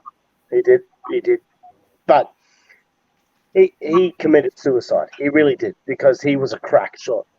He was. Yeah, He death by cop. could have killed a lot. Yeah, he could have killed a lot more. Yeah, but he decided that was the way it was. But he was the guy who... I knew Jamie O'Brien. He was the one who shot him. Jamie, yeah, I knew Jamie too. Yeah, okay. And his wife and his kids. And he went out. He moved out to Nooka, and he was the OIC out there at Nooka, and he went crazy. He went buoy after that. He did. That's right. But then he got better, and the last I heard about him, he was actually superintendent of the NT Police a few years back. Oh wow, I didn't know that. But yeah, he moved all the way up. I knew we went to look up, but I didn't know that. But he was the original Dundee. Ansel was the original Dundee. He spent the 40 days in the bush. He got bitten by the crocodile. That's amazing. I didn't know anything like that. Like that's awesome. Like fucking me and Matt are just sitting here listening to this story, and it's like, and you guys have fucking both lived it. This is what the fucking internet and all this shit's fucking about. It's just like listening to other stories and true stories and yarns, and that's what I love about it. Oh, me and Nath could tell you a few, hey. Oh yeah, oh mate, fucking yeah. I believe it, mate. I believe it. Exactly right. The NT is like the final frontier. I'm not going to tell you about my crocodile stories. I told Nathan. No, you might get fucking up about them once. Stuck it in the swimming pool. That's on Nathan's channel. Go and watch that one. No, it's all good. No, that's what this is about. Like, fucking, that's why I like this shit. It's like, no, look, I didn't know anything about the true Dundee and all that stuff, and this is just fucking. It opened my eyes up, and it's awesome to hear. Like, I mean, let's be honest. Like, it was very much Hollywood. Yeah, like, it's very much Hogan. That's all it was. Very much Hogan. Yeah. That's all it was. But he's Australian. That's what the Yanks look at. Yeah, exactly. And the guy that they did it, he didn't do the whole shit. He didn't do that stuff. And he did spend his time out in the bush. He did spend his 40 odd days out in the bush, and he got bitten. But it's dramatized. It is what it is. Like I said, it's Hollywood. Yeah, it's just like the only fucking. Like, I'm going over US here, like the old Trump and the false news and shit like that. It's only, and the media, it's only what they want to print and what they want to fucking say and show. So there was a couple of truths in it. They tell me if I'm wrong, but there's a lot of truths in there. Like like taking a photo steals the spirit and all that sort of stuff. Oh, exactly. Yeah, no, I believe all that shit. Yeah, I believe all anything to do with the Aboriginal side of things. I believe that's all fucking straight down the line because they couldn't cross over any of that shit. But other than that, everything else is sort of like the Hollywood side of things. Then that's obviously why the second one they've taken it over to New York and fucking did it over in America, so they didn't have to. Step on each other's. A lot easier to do the second one in America than it was in Australia. Exactly right. It was a lot easier for them to do that without crossing lines and shit like that than to do it actually over here with our people here and whatnot and not when they did the elders movie, Crocodile Dundee, they overstayed their welcome in Arnhem Land. And they did, The elders were not very happy at all. They were running them out of town. Yeah, that's what I thought because it's definitely like if you know the whole like yourself like the Aboriginal side of things and with the elders and the Arnhem Land and that side of things. But I've only found out since I moved up here and all that because down in Ulladulla I grew up with Greeks and Italians and there was only 2 to 3 families of Aboriginals in that town. A coastal town. Then when we moved here, Tarrees, they were shipping up all the riffraff out of Redfern in Sydney to Tarree, and there's a big Aboriginal community. Buripai is the tribal area here, whereas like you got your Latrell Mitchell and all that with the footy and all that. Buripai is like this area, and the elders, like even down in Ulladulla, we knew Mrs. Courage. She was an elder for the South Coast area where I grew up in Ulladulla, and me and Mrs. Smitty like grew up and hooked up and went to school with. But like I said, there was the Courages, Smith, Hugheses, and I think there was another one, but like that's only 4 Aboriginal families I can remember in Ulladulla. Mainly it was a fishing village, and it was all Greeks and Italians. Pugliesis, Capogrecos, Panisis, blah, blah, blah. But then we come up here in that 01 when fucking What's the 11 happened. They played the grand final over the roadie, which is 2 streets over, the local footy. And went over there, watched the grand final, and put black plastic around the fence so the Aboriginals couldn't watch the footy through the fence. They had to pay $4 or $7 to go in and watch the footy.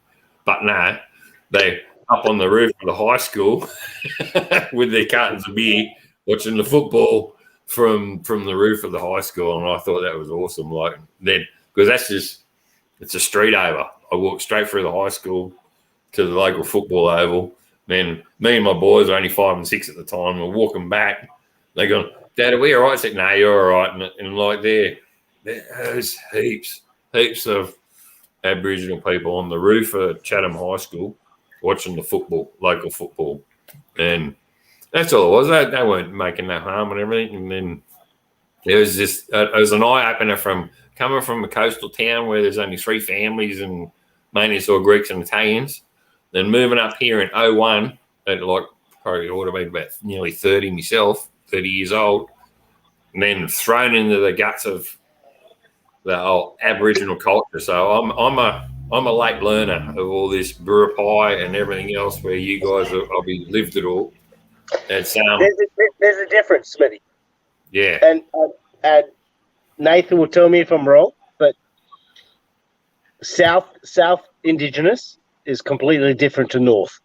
Okay, yeah. Like like I said, it's all new to me. Like I'm new. I'm 50. The last 20 years I've been here, and that's only from what I've known being here. Yeah, but North is, and I hate to say this, but it's extremely real, more spiritual and more exactly. More right, yeah, more. Not that it's taking away anything from the South. It is very much more cultural and the pathways that they do. And exactly. Look, Nate's coming here. Yeah, with his, exactly. Yeah, exactly. I hear. Yeah. So like I mean, Australia is a country. Australia is a country which is highly Indigenous, and there is so many families and so many cultural awareness of where they. Yeah, but I always found like the north of Western Australia, which is like from Exmouth across, even down to Halls Creek, which we used to call Hell's Crack, but Halls Creek. So it's a Morning Star. It's called a Morning Star. Yeah. And then this is actually made. This is made out of root. Yeah. From a tree, and it's turned into string. That's your telephone. Yeah. That's your telephone there, mate. Yeah. Yeah, that's your telephone. That's your telephone there, mate. Yeah. You don't need mobile phone. You got that one. Let's swing around. You never run out of call telecom and see how quick they're going to take. See how quick telecom's going to get there. That's right. But it is like I've always felt like from sort of like the Brisbane line. Like they've always talked about the Brisbane line, like north. I've always felt that there's a really, really deep culture And it is what it is. Like, I grew up, like, even from England, like coming over as a 4-year-old from England, but moving up to the Northern Territory. I've met people down here, and who are Indigenous, and they would say to me, "You are actually more Indigenous than me," because of where I was brought up, and it's just the way that I have been brought up is so different. Like Nathan and I, we ran sort of the same circles. We just never crossed paths together. We know the same people. We know the same, the same culture. Yeah. It is what it is. But we just never actually physically, personally. That happens a lot. Exactly right. But we are brothers. That's what it is. That's why I will say to Nathan, I'll say Wawa. That's what it is, and we are Wawa, and Yappa for summer. Yappa for summer is what I am. It is what it is. It's sister and brother. It's like that's it. But like I said, like we moved up here in 01. We've been here 20 years now, and growing up in a South Coast town with just Greeks and Italians, and then coming up here, and it's a real heavy culture of the Burrapai and the Aboriginal community and all the elders and that. My brother-in-law is Greek. Yeah. My sister who grew up. I can honestly say it's a learn as you go period. Like you're 30 years old and you come to a town where it's really heavily. You got your missions and all that, but in Ulladulla, I couldn't tell you where there was a mission or where a mission was. To be honest, Smitty, how sad is that? It is a learning experience. Oh, exactly right. I didn't even. I grew up in Ulladulla as a teenager, and I don't even know what I know Burrapai here, but I don't even know what the South Coast one is. We went to fucking Cairns and did the railway up the Barron Gorge and all that, and up the top, and they had a section up there and had all the elders and the Aboriginal areas and what their names were, and we looked up Taree, Burrapai. And we should have fucking looked at Ulladulla and seen what it was as well. But they had the whole Queensland, the whole of Australia, and they had the sections where they had Burrapai, blah blah blah, and what their names were. And look, I'm sad to say, to this day, I honestly still don't know what the Ulladulla one was. But I'll have to Google it. I guess I just haven't done it. No, what's your thoughts on it? Like from a south to a north? My thoughts are exactly the same as the thoughts of any Aboriginal person that's from the Northern Territory. That this whole thing about NAIDOC, for example. NAIDOC was created by Aboriginal people from the south. It's got nothing to do with the northern Aboriginal people. I mean, Australians think that Aboriginal people are all one race. They're not. It's just the same as Europe. You have a whole stack of white people. They all speak different languages, and they're all different cultures. It's exactly the same in Australia. That's a fucking good point there, Outback. Like you're saying, like you're saying, this whole Mabo thing and all that, and everything else. Like the missus, like I said before, Dundee House, she's done 4 trips around Australia before I hooked up with her. But she'll say, like, and we all know, like, the ones up north, like, we even say as white people, we say they're the real Aboriginals. Like, they're darker, they're right into their elders, they're all this sort of stuff. And that's us white people saying as is, and she's been around 4 times. Like, she's seen what it's like up there. She's seen what it's like in New South Wales and all the others. And that's what they say. They say the ones up north, the real, no disrespect here, like they say, the real dark Aboriginals and up north and around the Alice and all that sort of stuff is I guess it's just a saying and a word of mouth that they say that they're the real Aboriginals up there than the ones in like Sydney. That's what I'm sort of just basing it on, like, where you do have your half castes, as they say, and black whites and whatnot, mixed ones in there.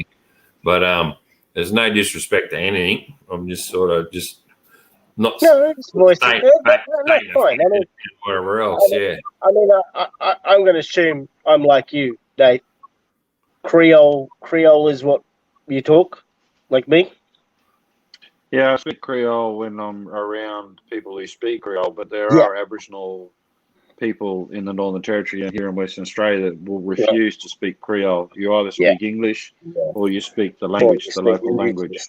Yeah, exactly. Yeah, so that's the thing. Like, we didn't know that you guys have different lingos. Like, we just thought is exactly like you said, Outback. Like, there's one Aboriginal lingo for the whole country, but it's not what you're saying.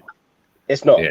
It's not. Yeah. Like I can tell you, Smitty, when I was growing up, I grew up on Goulburn Island, and Goulburn Island has a language called Maung, and it has another language called Gunawinku. It has another one called Walang. It's got another one that's called Awaja. It's got another one that's called Galpul. Another one that's called Yulno Mata. So there are a lot of languages that are spoken on Goulburn Island, and some of them are completely different languages. Where if you've got Galpul and Yulno Mata, for example, there's similarities to the language. So if you're speaking to somebody, you might be able to understand each other. But when I grew up, I spoke Maung and I spoke Galpul separately. And then when I came back 30 years later, they mixed the two languages together, and that completely threw me off because I wasn't used to the two languages being together. So they'd actually join the two languages together so they could communicate much better with each other. Yeah. And over time, it's kind of created a new language. And Gunawinku, for example, which is from Gumbalanya, which is basically where Crocodile Dundee was filmed. Gunawinku is very similar to Maung, but is completely different to Galpul. But there are, I guess, songlines that go through that whole area where people are connected to each other and they understand each other because they can communicate with each other. But they're completely different tribes, completely different cultures.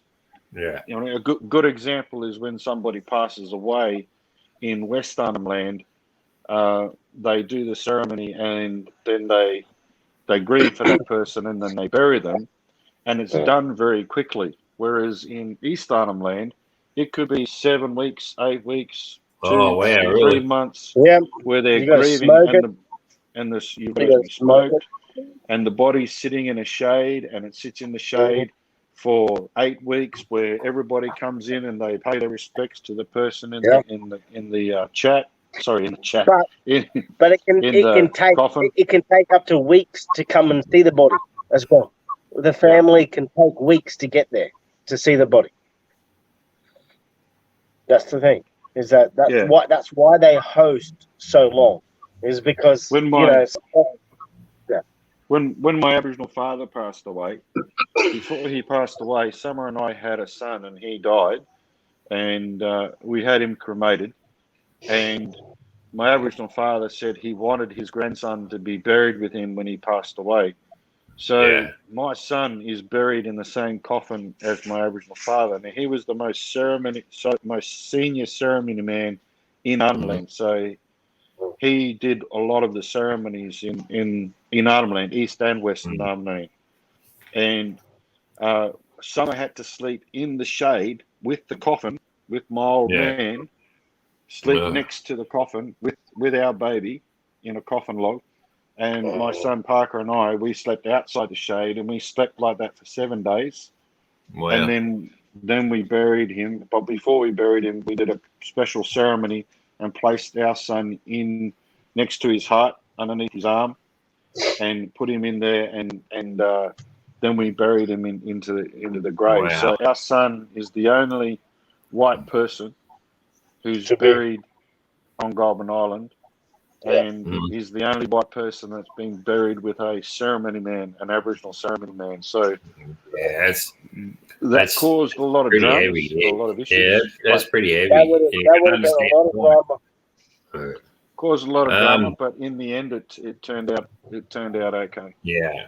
So no disrespect here, Outback, but how old was your son when he passed? Was he a baby or bigger? 6 months. So yeah, it was because I know we had a phantom pregnancy, and it felt like you lost the kid at the start anyway. We had a phantom pregnancy, went through everything, did the ultrasound and everything else, and it was just nothing there. Then we had the 2 boys after that, but. No, that's hard. That's like 6 months old. Yeah, that's deep. And yeah. Thanks for the story. Thanks for the story. He has the tradition that no one else will have. Yeah. So after our son passed away, the community gave us our son now, who's Parker, and his blood grandfather is Dr. Unipingu from Yothiindi. Really? Which is Mandaway, if you don't know Mandaway. Mandaway Unipingu. Yeah. Well, hey, just on a lighter note, the very, very, very, very first time that I met Mandaway, he ordered a cappuccino with 1 sugar. That's my coffee too. I'll have a cappuccino either with no sugar or 1 sugar, but it's got to be a bucket load. That was the very first time I met him. Captain cooked food land in Melbourne. Hey, we'll see if we can get fucking Bolt Bucket in here. Hang on, I'll send the fucking link. I'll send the fucking link down. Bolt Bucket, there's a link coming your way, brother. But I met Mandaway that first day. It was I was like 14, and I was working for a place called Jess's, and he ordered a cappuccino, and I was like a bit of a starstruck because he just brought out Nothing Windy. It was his first song. He literally just brought out Treaty, and it was like it was huge. It was huge. And then so I'm like 14, and then literally 4 years later, I'm 18. I'm in Darwin. I'm in the Vic Hotel, and everyone, if you know Darwin, the Victoria Hotel is the pub. And there's Mandaway sitting down. He's just done a show, and he sat down, and I walked up to him and I went, "Doctor," and he went, "Michael," and I went, "Yeah." That was it. He knew, and we had drinks, and it was a good night. It was a good night, but it was like 4 years after that I served him a cappuccino. He was a good guy. He was a good guy. He was a very good guy. Fuck, I must be pissed. I just typed this in. One of you cunts come in and have a chat. Well, I have got fucking 6 beers sitting on the iron board here. Oh, spell check. Back up. That's fucking awesome. One of you cunts come in. So Bolt Bucket does. Is Summer home now? Yeah, she is. She's home. Yeah. That's good. That's the way. So Bolt Bucket was saying he didn't have any pants on. Well, mate. Yeah, he said he had no pants on. I'll just point it at your fucking head, mate. We don't want to see your pants. Nathan, mate. And Nathan is Bolt Bucket Nathan. Do you see any of us?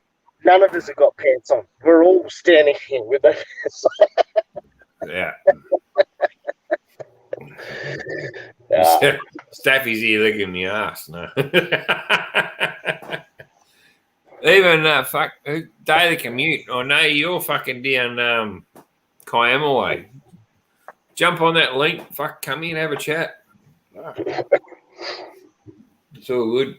Hope you aren't a fucking Dragger supporter because it's 20-10. So South of beaten. Nate, Have you taken the Indian out lately? No, it's still sitting at the police station. I've not been. I haven't gone for a ride for probably about 6-7 weeks now. Fuck, it's like me. Oh no, sorry, I lie. I went for a wrap around the block today. Yeah, it's still sitting in the coppers' garage. They went on holiday, so I didn't have access to it. And then every weekend that I've wanted to go riding, I've had to do some stuff here at home to get some sorted and do some other things. So that's been more important than getting on the bike to ride. But I've got to fly to 100%. Perth in a few weeks' time, and I'll pick up the Harley truck and I'll ride that back. I'll be riding. Was the next question was, when are you picking up the trike? Yeah, hopefully in a few weeks. So probably 4 or 5 weeks maybe. You're still waiting on it? No, it's paid for. It's just sitting in the shop waiting for me. That's what I mean. You're still waiting to get it, Yeah. I mean, I'll be it's 3,000 kilometres from Perth to Broome, so yeah, fair enough. Yeah. No. I'll take my time. I've been chatting to fucking Ice Bike this Arvo too, text messaging him. He was gonna fucking wake up and pop in, but I don't think he's fucking woken up. Listen, I said to him, "You come on in, have a chat." And he was pretty keen. He even texted me on my phone, but I think he's fucking snoring. What time is it over there? What time is it over there, out back? It's 9 o'clock here, so what, 7:30? 9, so he fucking nearly 12, 11. No, you're behind or before. He's back. He's back. 7:15. 8 o'clock. Yeah, 12:15. 7. You know, you're behind. He might be here. He'll be in later, hopefully. I'll fucking text him again. Fuck him. So what are you going to do? Have you planned a trip, mate? Or have you know? No, I don't plan shit. I just do it. So the idea for me is I'll just pick up the Harley. I'll probably ride out to Spikes, spend a couple of days there at Spikes. Yeah. And then I'll go up the coast road, and I'll just find a place to camp every night. And if it's on the side of the road, it's on the side of the road. Yeah, fair enough. Exactly. That's fair enough. I did the same. I don't try and plan these things. It gets too boring otherwise. If I was allowed to come to Western Australia, I'd do it with you. But fuck you. Western Australia government don't want us. You can't come here. Can't come here.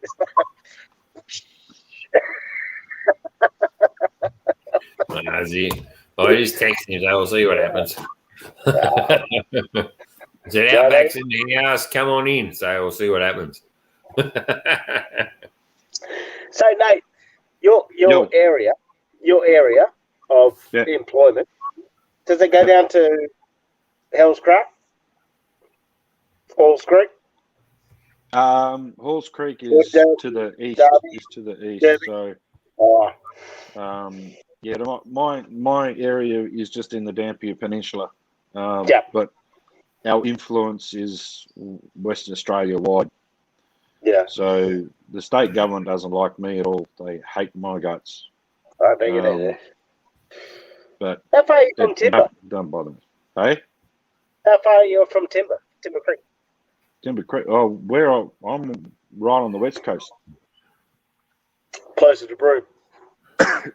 200 k's north of Broome. So Timber Creek is probably 1,800 kilometres away. Yeah. Oh, no, it would be that 1,200. Fuck this shit. Hang on. Yeah, because that's where I used to go, like from Catherine Timber Creek, and then from Timber Creek to Kununurra.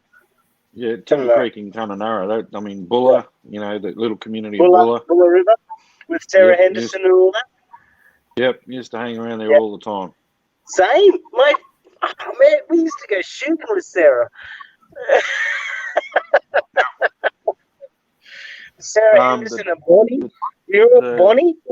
There was a bloke called Kurt Hammer that used to have a station out in Kununurra, and I was good friends with his wife and her family, the Elliots, who were very famous Northern Territory family. Yep, I know the I Elliot. actually travelled around Australia with Pat Elliott. She was the mother Yep. or the matriarch Yep. of the family. Here we go. We've got the man in the house. Sorry, boys. So you know Pat and Kate and Megan. I do Yep. know Pat.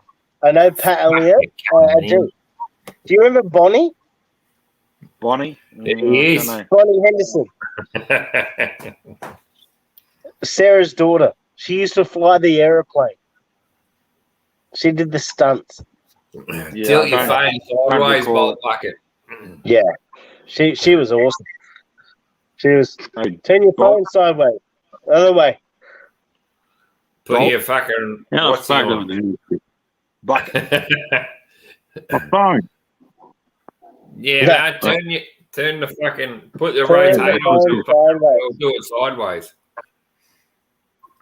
That's too hard. It's way too hard for him. He's from South Australia. Wobba. He's from South Australia. It's hard for him. All right, look. Monica, Monica. she's from where was it? California. Hey, don't know. You there? Money. Sounds like she's being chased by the police. Yeah, you get. No, that's my place. Is that your place at Brisbane? Yeah, that's they're looking for me, but it's okay. Well, it's sussed. It's okay. They just want my 360 camera. I don't.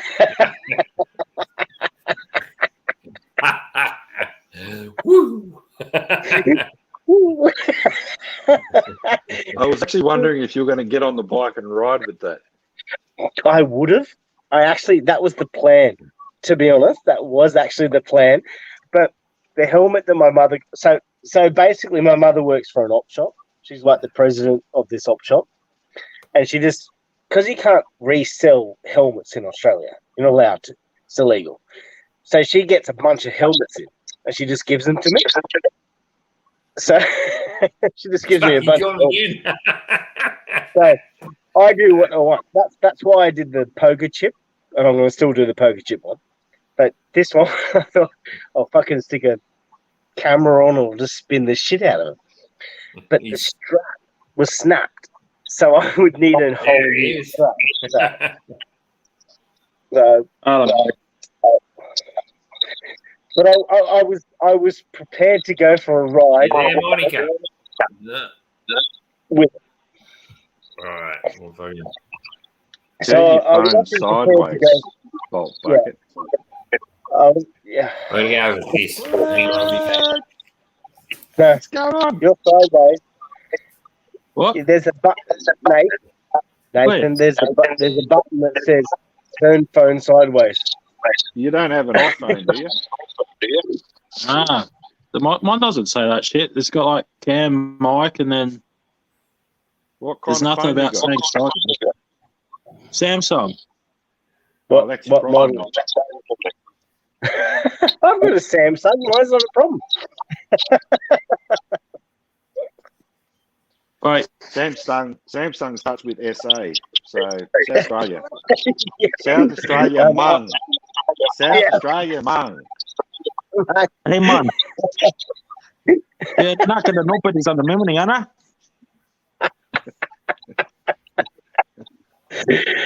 You're a racist cunt.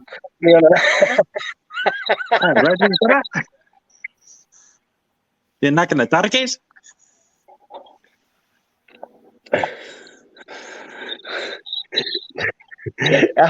Our back's just unsubscribed.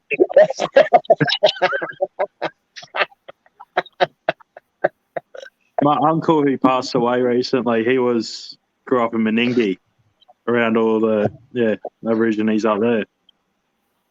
So he only taught me a tiny bit. Like, knocking you and you sounded a little bit like King Billy Cakewell.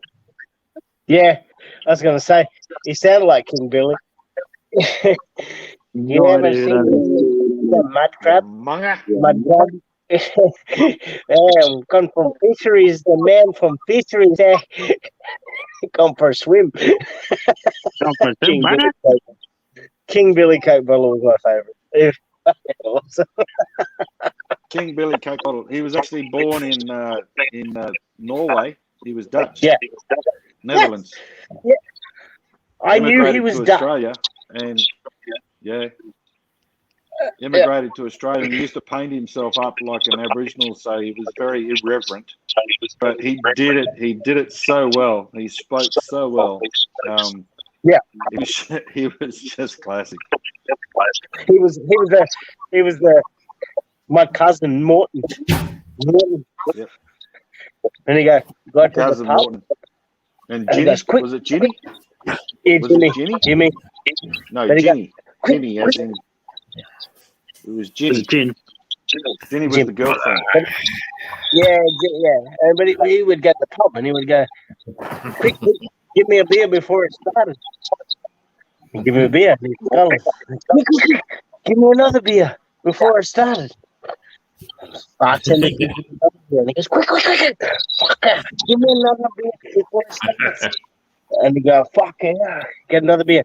He goes, quick, one more beer before it starts. And the bartender would say, no, you got to pay for the cut. He goes, oh, fuck, it started, eh? I missed that. I come halfway through that, didn't I? I loved him. I love King Billy. Oh, that fucking King Billy Coke bottle. Is that what you're talking about? Yeah. I remember seeing one. It's an old one. You would have had it. You just walk along. Oh, you found the thong. Yeah, no, you only got one thong. He goes, no, mate, I just found one. He's And awesome, King Billy Coke bottle. He would drive down the highway and he'd get the booze bus and he'd pull up in the booze bus and he'd go, I'll have a captain. It is awesome. Oh, man, fucking got me on to him. He goes, listen to this. Yeah, right.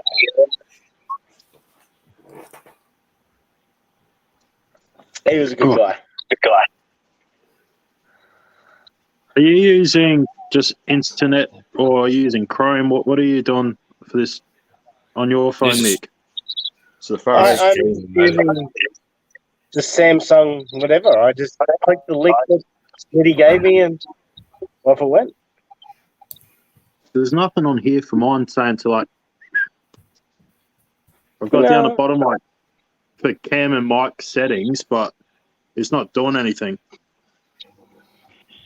What model Samsung is it? S21. Yeah, that's the problem. Yeah.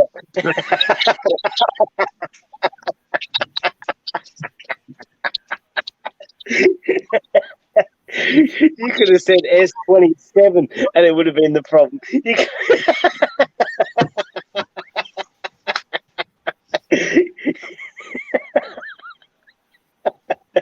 could have just said anything. You could have said Samsung and it's the problem. It's just device not connected. Gone. Oh, here he comes. He's going back. See now, you scared him off. Oh, yeah. Do you have it on auto? You got auto? And it fucking tilts it on the side. Oh, that's what it is. It's got to press the button. It says, it's in Chinese. Hey, we fucking learn you everything. A majestic of a beard. It's all good. I'm doing a truck and bike here. Fucking, oh, look at me. Oh, look at me. Hold up. Fucking, yeah, here we go. Fucking, where can I prop this shit? I'm getting there, son. Look, you should have a couple of bolts and some buckets there you should be able to prop it up against. Oh, mate. I agree. When you want us to do a short video for your intro, fucking Chewy did exactly what I was going to do. I was going to be over in my toolbox fucking rooting around. Fuck, there's a bolt. Fucking then I look around, there's a bucket, and he beat me, the bastard. I did that in my last video. I was like, you need a bolt. And then I was like, where the fuck did I put my bucket? Exactly. Hey, Monica, can you hear us? We can't hear a chat. Monica, you there? She's from California, so she's fucking a long way away. You know, I don't think extension cords go that far. It might take a while to get to her. Yeah. I'll send the pigeons out. Must be, yeah. She might need to. Sometimes, if you can't get in, you have to paste the link and then go back into Safari and do it that way. Sometimes it doesn't work from YouTube. Yeah, did you hear that, Monica? So I'll send the link back into the fucking chat and have another crack at it. Might be a fresher one. Oh, fuck, wrong button. Fucking computers. I'm glad I'm not a fucking astronaut or something.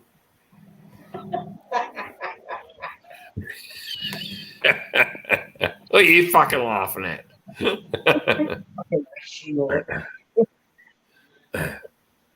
Try that, Monica. I can give that a go.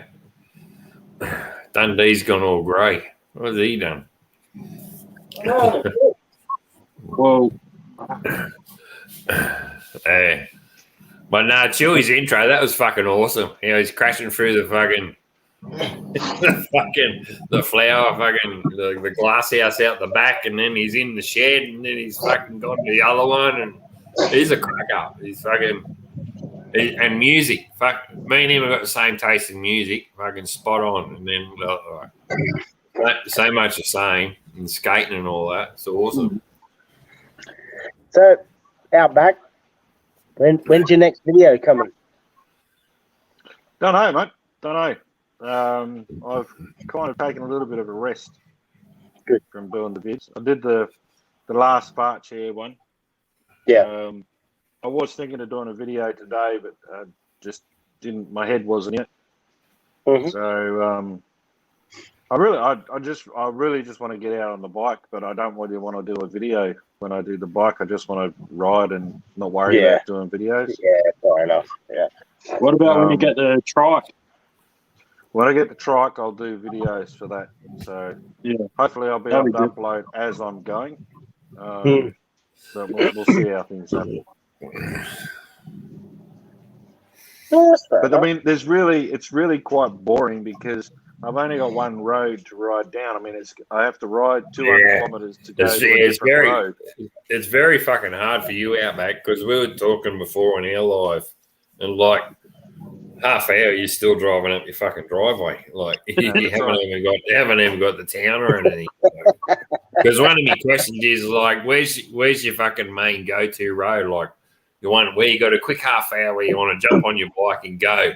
And he said, I said to him, that's probably the end of your driveway. And he goes, yeah, pretty much. Like, whereas the half hour here and I'm out to the beach, or I'm in Foster, or I'm fucking 3/4 of the way to Port Macquarie or out west, you know, it's just completely, it's a big fucking country. Like, we are small, but it's fucking pretty big. Yeah. I don't even get out of my driveway because my neighbour then goes, I was just watching, I was just watching Bolts when he was just driving around, and you know, I saw a couple of spaces or a couple of spots where I'd seen before in the videos, but everything's different because you've got different cars, and you know, you can go down a different street, you know, and it's just much better to watch. Like, you know, I'll do a video and I'll show it to Summer, and she'll go, "It's the same fucking road." I go, "I know." I know you're in a rocket hard place. You are. I swear to God. Like, I'm like that too. Like, people go, like my three rides. I love going to Foster or the Coast Road to Port Macquarie. The main one, like that quick half hour ride, is for me is like I'll do the loop road from Lansdowne to Coopanook Pub, or shoot up the highway to Coopanook Turnoff and Harrington and straight out the Crowdy Lighthouse. And if I've got a half hour or 40 minutes or whatever, well, I'll jump on the bike without thinking, and I'll ride straight to Crowdy Lighthouse, and then I'll come back home. It's like a 40-minute round trip. And you're still getting out of your driveway, you know, like it's fucking, you got it hard, like in that regards. Just go bush. Just go bush. Just fucking. You go bush, yeah. Wherever. That's why I got the four-wheel drive. Like Mrs. Mad Smitty, like Max it. we hooked up do it after school. in the Like Jeep. she used to go trail bike riding, so we trail bike ride together. But because she got osteo, we got the 4B, and that's why we just go bush in the 4B.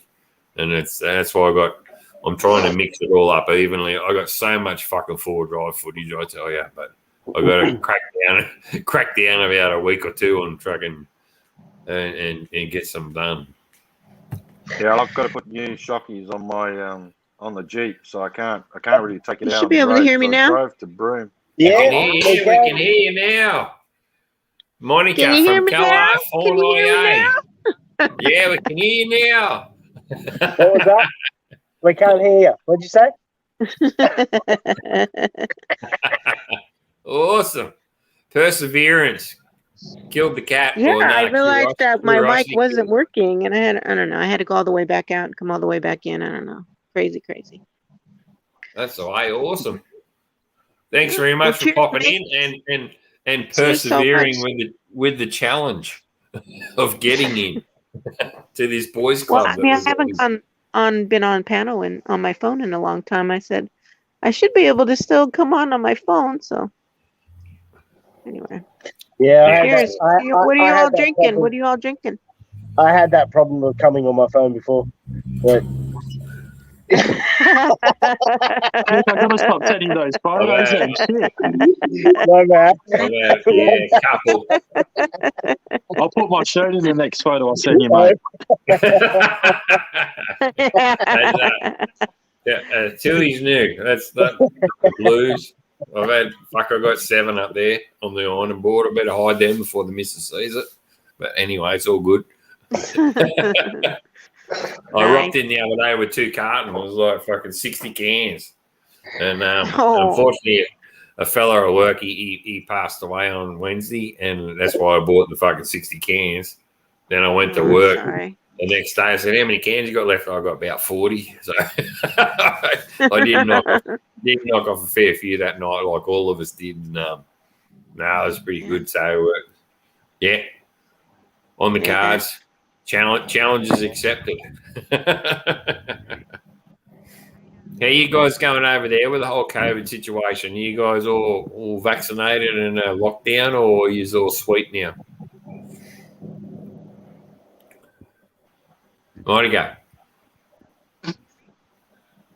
Oh. Go on.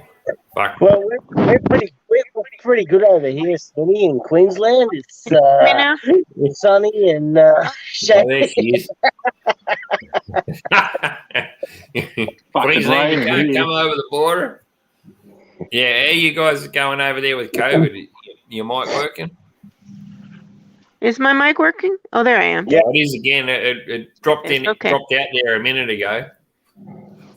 Yeah.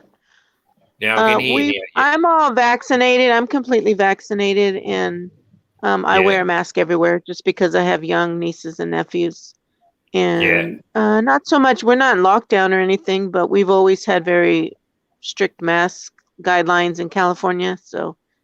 Yeah. But I have a channel friend in Kentucky, and he's not vaccinated, and him and his wife are really, I mean, a couple of days ago, he thought he was going to die. Yeah. They're really bad because they got the virus, and they're not vaccinated. It's crazy. Yeah. Did you see Joe Rogan's thing he put up? Yeah, we got he tested positive on Sunday, and then by Wednesday, he's just been pumping himself with vitamins, prednisolone, and whatnot. And he feels fine by Wednesday. Yeah, right. Yeah, you know.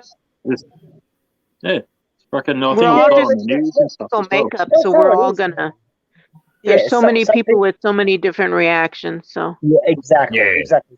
It depends Some on people the will history. feel good. Some people will feel bad. Some people will get the whole. That's the thing they haven't taken into consideration. That everyone's history is completely fucking different. Like Exactly. so you can't force them to have it because some people have got a bad history of fucking everything, and they can't have it. So. Exactly. Yeah, and that's what it is. I mean, you get so many people who are, they're in that phase where, they may be allergic to everything. Like exactly. They might have a strong immune system and they get fucking sick all the time. Exactly. And then the vaccination and needle, like you do get a case of the fucking virus, they say, and then you get immune to it, and like that's probably enough to fucking push them over the edge. They've already proven that you get it once, you can still get it again. It doesn't matter. Exactly. Yeah. And they say you can be vaccinated and you'll get it, and you won't know that you're a carrier, and it's a whole new fucking ball of wax. Like it is complete. Like the apocalypse is here. Like this is fucking. My kids have been upstairs killing zombies for fucking 10 years. So I'm laughing now. I'll just have to open up the gun cabinet and fucking give it to them and fucking tell them to go for it. So it's just the way it is. I'm afraid. Hold on. Nate, what are you eating? Fucking pizza roll or something. Pizza. It looks like a pizza. Is that a garlic pizza roll? It's just no, it's just one of them, the ham bacon buns. Scrolls. Oh yeah. They're all right. Fucking heated up in the oven, eh? No, I'm eating it cold. I had 2 really good beers earlier tonight. I'm into these stouts now. The rich stouts. You're into the black beer. Yeah, it's very rich, but they're 14.6 ABV each, so I only need 2 beers and I'm done. 14.6. That's just and you're fucking crazy, isn't it, guys? You hear the Canadians over there that have beers that are 12% and 8% and all that, and we're only limited to 4.2 to 5%. I reckon I'd smell that and I'll be off my tit. So. Yeah.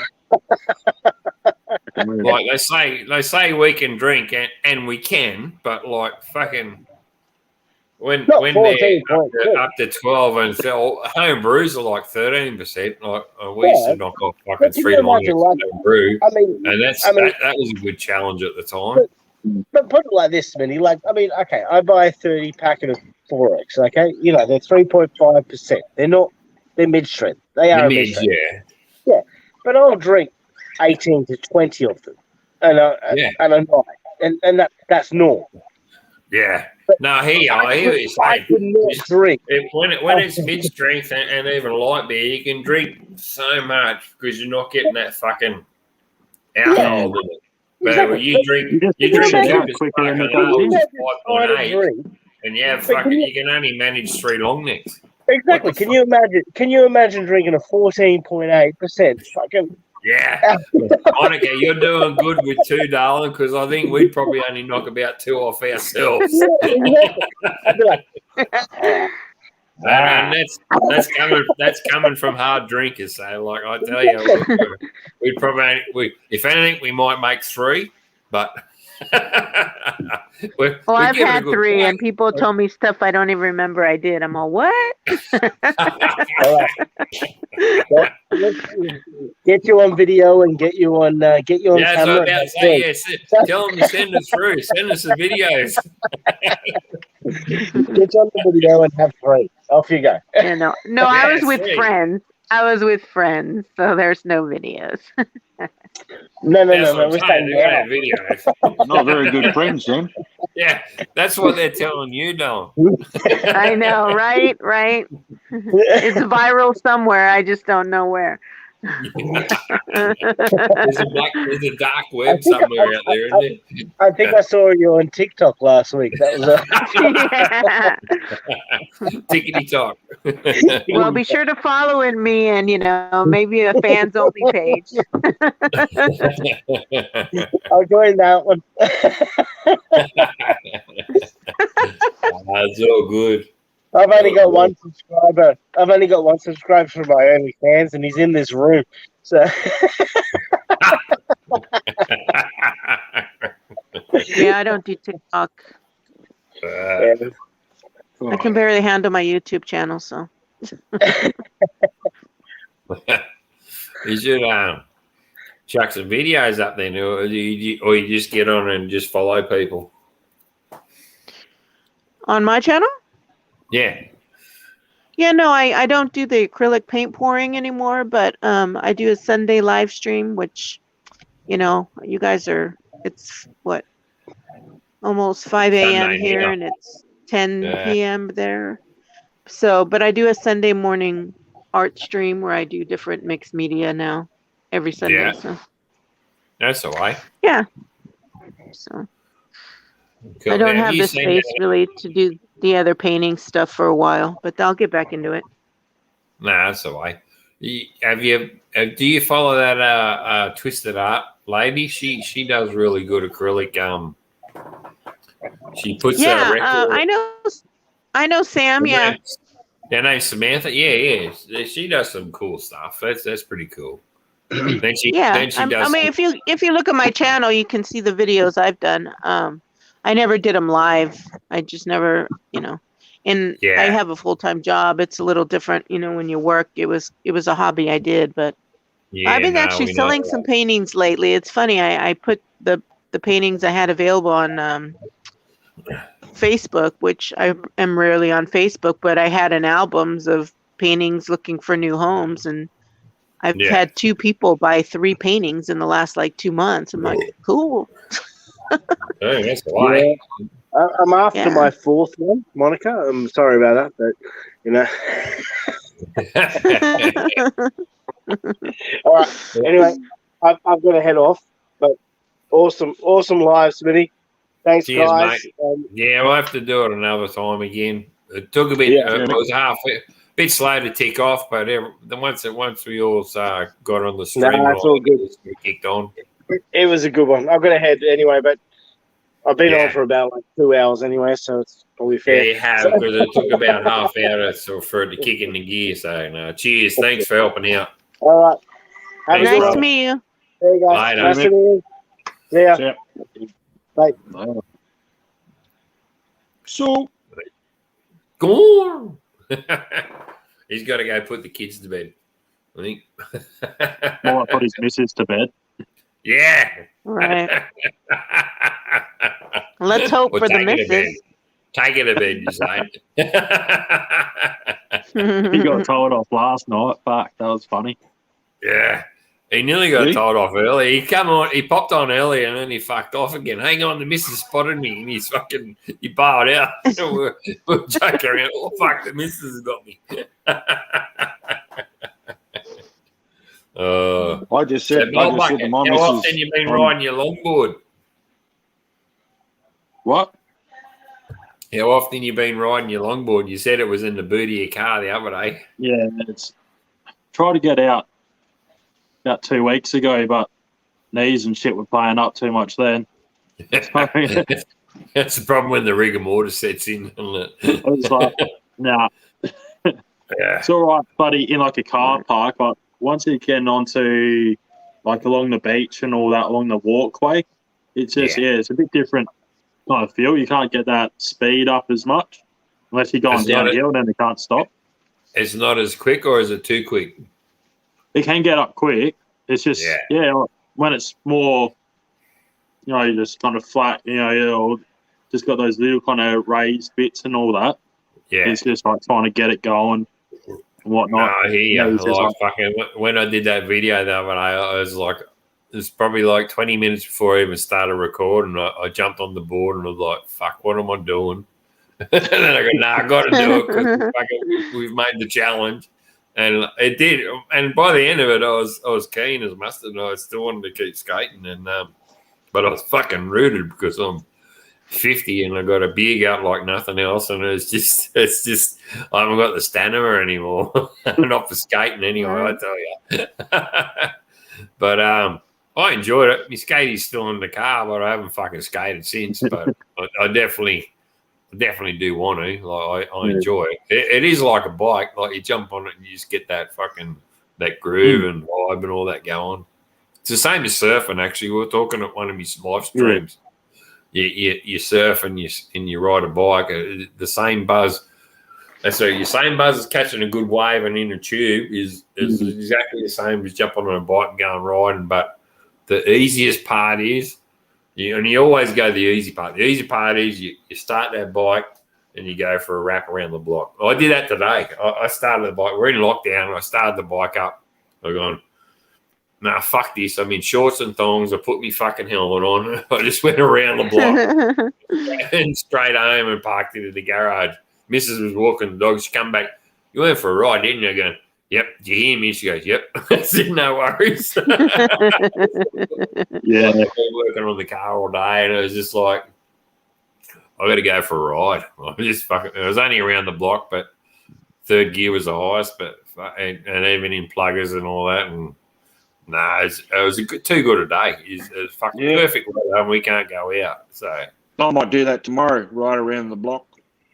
Around the block, your blocks will be That'll take you 4 hours, wouldn't it? 3 days, yeah.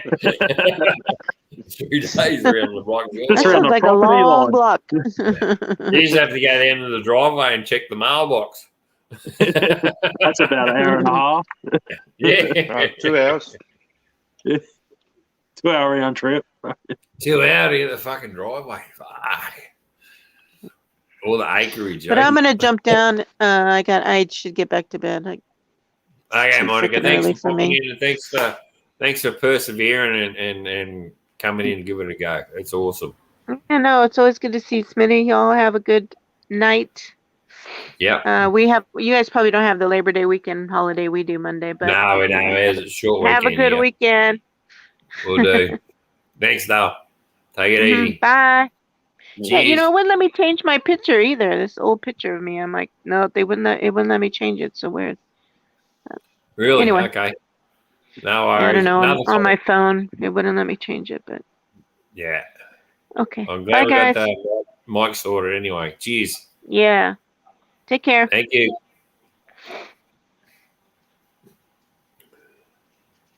See if I can leave. Nah, you're going to stay. Oh, nah, she's gone. That's all right. Good on her.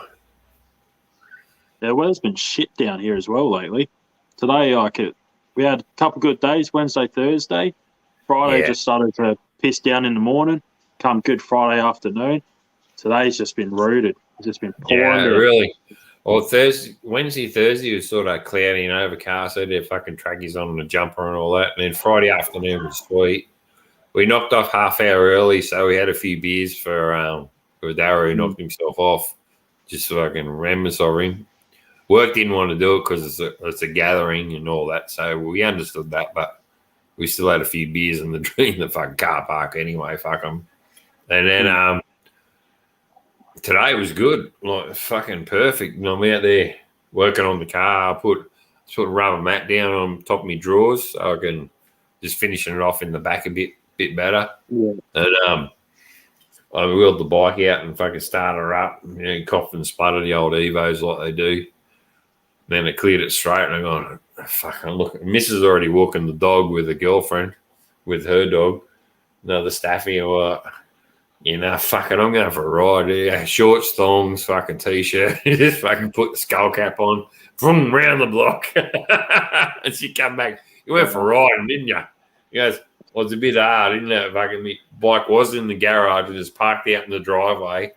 And you heard me riding around the block. So, yeah, I went for a ride.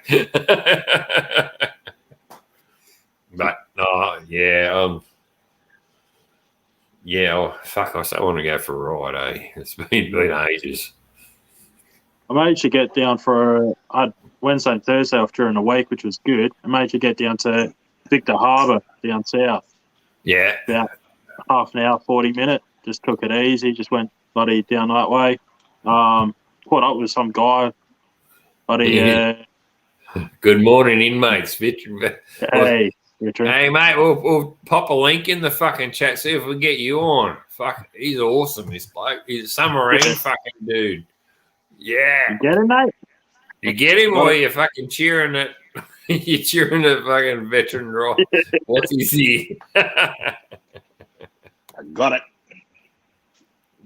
Jump in, buddy, if you can. There. Links in the chat. Pop on in. Let's have a chat. Fuck yeah, this is good if he pops in. It's too early. I'm in my pants drinking coffee. That's all right. We've had fucking plenty. Plenty of coffee. Yeah. Monica, good chest, mate. Have a great night. Yeah, cheers, Monica. All good. Good stuff. It's too early here. I'm in my pants and drink coffee. Yeah, but you come in and have a chat. Just jump on the link. Good thing that he's in his pants. Put your clothes on. You know, your submarine jokes. Have you heard them? One of them goes, I've been down with 100 guys, but I'm all sweet. This is a submarine fucking something like that. Oh, it was awesome. As soon as I heard that one, I go, oh, fuck, that's a cracker.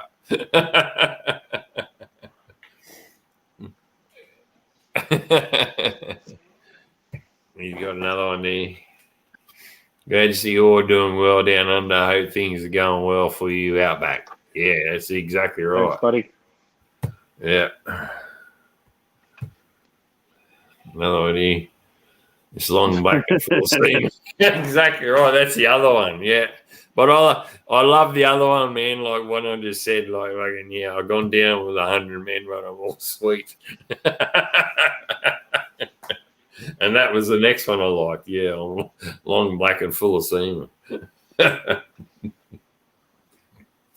He's cool. He does fucking. He's awesome. His lives are. He's fucking. He's done really well. He just fucking shoots them to what's he like. I got me 13 questions that I stick by. I keep sticking by them just so everyone gets a different reaction from the people that I interview. But he just fucking sits there and not drills them, but he just ad-libs, just fucking lets it fly. When he interviewed me, he didn't ask me the question of Harley Davidson or Indian. I thought he was going to ask me that one. But he didn't ask me that question, so I was a bit bummed because I was going to give him a bit of a. You're going to unload on him. Yeah, we can't reveal everything on the first fucking interview, mate. You know that. No, his channel's blowing up too. He's doing. Oh, mate! As soon as he started his lives, he's just fucking going whooshka. Like he's nearly 1,500, nearly 2,000 fucking subs now. I'm nudging fucking 317. What's he got in here? It's taken me 2 years. I think it's 2 years. Yeah, 2 and a bit years to get to where I'm at. Yeah, it's taking me 2 and a bit, like nearly 3. And because I left my club, my social club, AMC, and then oh fuck, what am I going to do? And then I seen honestly all I seen was Adam Sandoval. He did when he was doing a trek around the countryside, 100 fucking Harley joints. I was like, oh, fuck, this is all right. Look at that country. And I'd watch him for that. Oh, fuck, this is all right. I had a GoPro and never fucking used it for 2 years. Once we used it, we went to Hopperton in fucking New Zealand. We went on our first cruise. Walked around there for half an hour, filmed it. But that was it. Then another 12 months later, I thought, fuck, I'll dig it out again. And that's where I fucking started YouTubing. And now, yeah, I'm fucking in the process of fucking I'm hanging around for Barker, Bikers Against Child Abuse, Newcastle chapter. So like I travel 2 hours to go to a meeting on a Thursday night, and then 2 hours home to get home by midnight before I go to bed and go to work the next day. But it's worth it. Newcastle's a bit of a trek for you, isn't it? Yeah, it's south of Newcastle too. It's like down near fucking. It's Talabar Bowling Club down near Toronto. So it's like, it is like, Newcastle's like an hour and 40. I mean, you actually got to go past that. Down once you go over the bridge, you got to go down. Yeah. Sort of near Toronto, turn off and turn in there. But that's what my dad's up in they're good blokes. They're good blokes too. Hey, what's that? I've got my dad. He lives up north of Newcastle at Nelson Bay. Yeah, Nelson Bay's awesome. Yeah. When I was going to do that meetup that I was planning for 2 years, like I was going to stay at Nora Head Caravan Park, which is like my uncle used to man the lighthouse at Nora Head back when I was 15. He's one of the last fucking lighthouse keepers before they all went automatic. Then we were going to go to Bar Beach in Newcastle and then around to Stockton. Then from Stockton down to Nelson's Bay pub there, stop, have lunch at pub there. Then from Nelson's Bay, there's another loop back around to Anna Bay, which you go to Anna Bay and you look at the beach scene and you take a photo because there's camels and four drives and all that out there. It looks like you're in Afghanistan or over in the fucking Middle East. But you're in fucking Newcastle. Then it was just going to loop back around there, shoot down the highway and straight back to the caravan park for a barbecue and beers and sit back and have a chat. But fuck, my ex-wife lives in Anna Bay. That's been planning for fucking 2 years and hasn't happened, so because of COVID. So you're saying away out back? I said my ex-wife lives in Anna Bay, so when I was hoping to come over there, I was just hoping I didn't run into her or run over her. Run over her. Exactly. And the reason why I had it there was because the out-of-state people, if they couldn't ride there, they could still fly to Newcastle. And it was close to the Newcastle airport where they could hire a car or get a taxi to the... Oh, here he is. He's here. The Newcastle airport where they could hire a car or get a taxi to the... Oh, here he is. He's here. Where they could I'll get a taxi. We've got a fucking echo. What's going on? Oh, here he is. Yeah. You got YouTube on, buddy? Yeah, hold on. Yeah, pause that fucker. Do you think he was a professional by now? Yeah, fuck. I thought you were a professional on that, mate. Not happening. Awesome. Not happening. Well, I can tell you now, this is a fucking privilege for having you on here because, like, your streams are awesome and all the guys you interview. And this is just a piss up. This isn't one of my main ones. This is just oh shit, let's have a drink and have a gin wag. Well, it's funny you said that. I get up this morning, I'm going to have a Tom Tit, and I put on my phone and I see you idiots on here. I was like, oh, okay, fine. That's what happens down under, mate. You guys are ahead of me by about 13 hours. That's why I'm drinking coffee and you're having the good juice.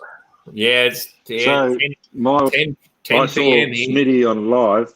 I saw Smitty on live, and I went and said to my missus, said, Smitty's on live. She said, come and lay next to me. I said, nah, Smitty's on live. You're putting me in the bad books. And now look, the bottle's as much booze as you could. That's too How many beers can we get? Oh, this is awesome. Mate, I'll tell you what, I sat here for about a half hour before someone fucking come in and have a chat. It was like, oh, this ain't looking too good. But nah, sweet now. It's all good. It's been a good one. It's good for you. It's good to see you guys doing well down there. I turn on the news and nothing but doom and gloom and all this lockdown BS. And it's good to see that y'all can still get on with yourself and do what you enjoy and talk with other like-minded folks. Yeah, it is. It's still pretty heavy though. Like we had on the downer side of things, we had a fellow, he knocked himself off this week because of the whole COVID situation and lockdown and work and everything else. So it's been a bit hard this week at work, but well, I'm not in Sydney, and Sydney's been locked down for like fucking 6 weeks. We're on the North Coast, which is 3 hours north, which is in the country area, but we're still in New South Wales laws, which is Sydney. So whatever laws they are, we're in. So we can only go to work, go to shop for your fucking normal stuff, and then go back home. So we're stuck at home. You need to rewatch the movie Red Dawn. You remember that movie Red Dawn? Yeah, exactly. I've been watching that 3 times a week. Yeah, exactly right. It's like we're sitting here, we're doing shit around the house. Bunnings is fucking making a mozza out of everything. Oh. That's one of my questions. I jotted down a few questions here.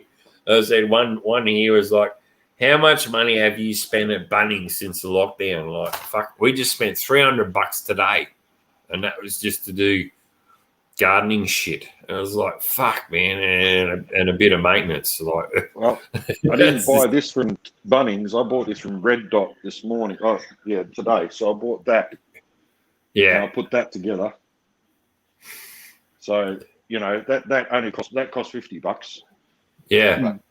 I mean, Western Australia, we're not locked down like you guys. I mean, we can move No, around exactly. freely. Because I'm only 3 hours north of Sydney, and it's like we're in lockdown, so we've got to abide by their laws, and it's just like, fuck yeah. That's my latest Bunno's purchase. Bunnies. Well, that's not fucking $300 worth, is it? That was mine. $7.95. I'll tell you what's kind of weird here. We've got a big motorcycle rally that's normally scheduled here in the town I live in, Bikes and Blues. Yeah. I say that quite often. I say I want to go to that. That looks awesome. Well, they canceled it. Yeah. But at the same time, in the town I live in, it's there's a university, University of Arkansas, and they're allowing all the football games, which have 80,000 people sitting like sardines. Yeah. They won't allow a motorcycle rally where everybody's out and about outside. It doesn't. That's exactly right, because we just had football on today, and because it's coming last round of the season, and then it's finals. But they're in Queensland, admittedly, but they're sitting there watching football, and and we're 3 hours away from fucking Sydney, yet we can't. We can only go to your fucking normal stuff, like you go to shopping and home, or Bunnings and home, or wherever and home. Exercise, you're allowed to walk for an hour with your dog and then come home, but you can't ride or go jump in your four-wheel drive and go bush and go camping and come home. It's bullshit. Yeah, you see people walking their dog. Yeah, exactly. I wanted to say thanks. You guys had mentioned me doing my my live streams and my interviews. I really appreciate you guys watching, and hopefully some of them have been interesting enough to keep your attention. The one that I did with Fingers, he was the undercover FBI ATF guy. That has gotten so much. I've gotten so many hate messages. Really? Honestly, I haven't seen that one yet, but I'm going to go and squeeze at it. But I remember when you did the fucking what's his name? I've seen a few of yours, and you did not Throttle. Oh, Insane Throttle Hog and all that was the first one I've seen, and then after that I've been watching you. Yeah, and I've been enjoying it. And Hell on Two Wheels, like Hillbilly, like that he's awesome. Him and his wife, like we are sort of like that. Like we chat all the time on Instagram, but they're great people, and like with you, like you're saying, 1%ers and all that sort of stuff, and the club vibe and all that. Because I was in a social club, but not a 1%er, but we're on the same page. So I did the interview with Fingers. And he was 15 years undercover with a 1% outlaw gang. And I met him at Sturgis and got to talking to him. And so since I did that interview, I've gotten heat from one side of the MC 1%ers, and then the other side, say like some of the law enforcement or people that just don't know about that stuff. So then Sunday, tomorrow for me, it's probably already Sunday for you guys. I don't know yet. No, not quite. We've got 2 hours yet. I'm going on a guy by the name of Black Dragon TV. He's a big one. I'm going on there on his channel and talking about that. And then it's funny. I talked to Black Dragon on the phone. He gave me a call. And he's a larger than life character, you know. So we get to talking. He used to be on submarines just like me. We have mutual friends, and he's having some problems with his VA disability stuff. So I'm helping him at the same time, and he's, you know, helping me. I think YouTube is just all about helping each other. I think it's about you know, showing what Bolt Bucket has on his channel, sharing what Outlaw does on his, sharing what Smitty does on his. I don't think there should be, you know, some people get that competitive arrogance or whatever. And I think it's just, you know, share some of your flavor and share it around. But the interview with the interview with Fingers is interesting. I mean, I couldn't even imagine being undercover for 15 years. Yeah. I think he said 1 year he saw his wife and kid for about 45 minutes. Really? Wow. Yeah. That's fuck all, isn't it? He said that some of the other MC members, when he would go to the bog, they would follow him and check. He would have to leave his phone on the bar. They would check his phone to see if he was, but they wound up voting him as the president of their chapter, even though he was undercover. I mean, he was that good, I guess, Yeah. Super interesting. And he's been part of that TV show, Gangland on, Oh, really? yeah, Yep. History Channel. He was on Gangland. He's helped out on that Sons of Anarchy show, kind of an advisor. And he's got something else pretty big in the works, but he wouldn't. Well, now you brought that up, I'll go and look at the interview with him and I'll suss him out because that's all interesting. Yeah, for sure. Yeah, realism outlaw. So I think the reason they had him an advisor on that show, I mean, they want to make it as close to life as they can. Sons of Anarchy, a lot of people give it beef. If you just watch it for what it is entertainment. Yeah. Well, when that come on, it's surprised to say that when we came on, I was real heavy in our social club and all that. And at the time, there was nothing to watch on telly over here.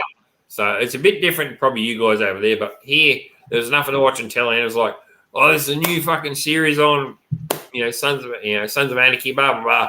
We watched it and we fucking loved it. I think it was a good show. It was the fucking best thing on telly. So I mean, down there you can only you can only watch so many reruns of Neighbors, before. Yeah, exactly right. Home and away, fucking. Yeah, exactly I right. refuse. And that fucking I refuse to watch Anarchy. I remember I'll Home and never Away watch it. started when I was in my apprenticeship, and that was fucking in 86, 87.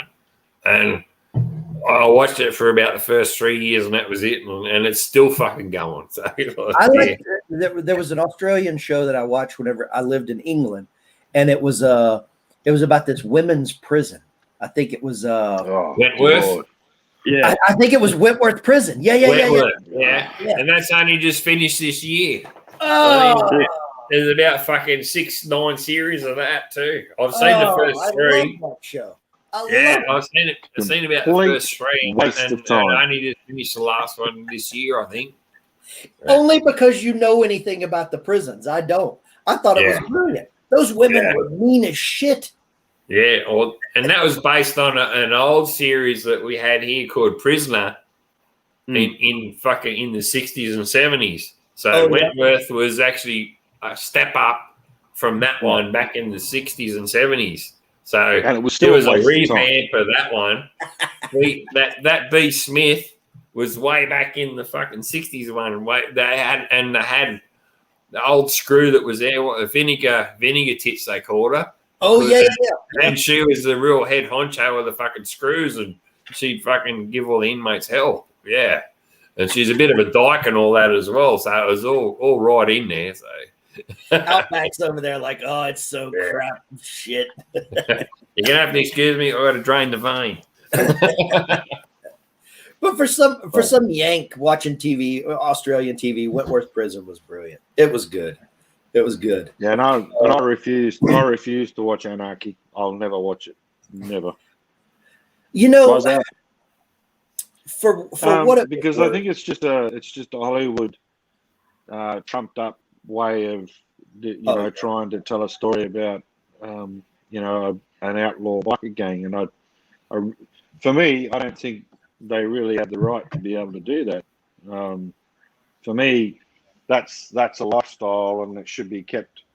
I don't know whether the word would be sacred, but it should be respected for what it is, and not made out to be a TV show. Not that I want to go out and be an outlaw biker, but I have worked with outlaw bikers before, and they're nothing. You have to have respect for that life, whether you like it or not. You still have to have respect for it. I agree. I agree with that. It's just like anything that comes on TV about military or Navy or submarines. I don't watch that crap. I don't watch it. Yeah. That's a previous life. I had fun. It is what it is. I mean, I was watching something on Netflix last night. I can't remember what it's called, but it's about the FBI, and there's a woman that's full of tattoos, and there's got lots of clues. Blind spot. Yeah, that's the one. Yeah, that's the one. And I've been watching it, and every time I watch these shows, I just find myself picking them apart and just going, well, that's bullshit, that's bullshit, that's bullshit, that's bullshit. And then I find myself not enjoying the show. So I only watch like 2 or 3 episodes and then, fuck it. Can't be watched. I think that's why YouTube.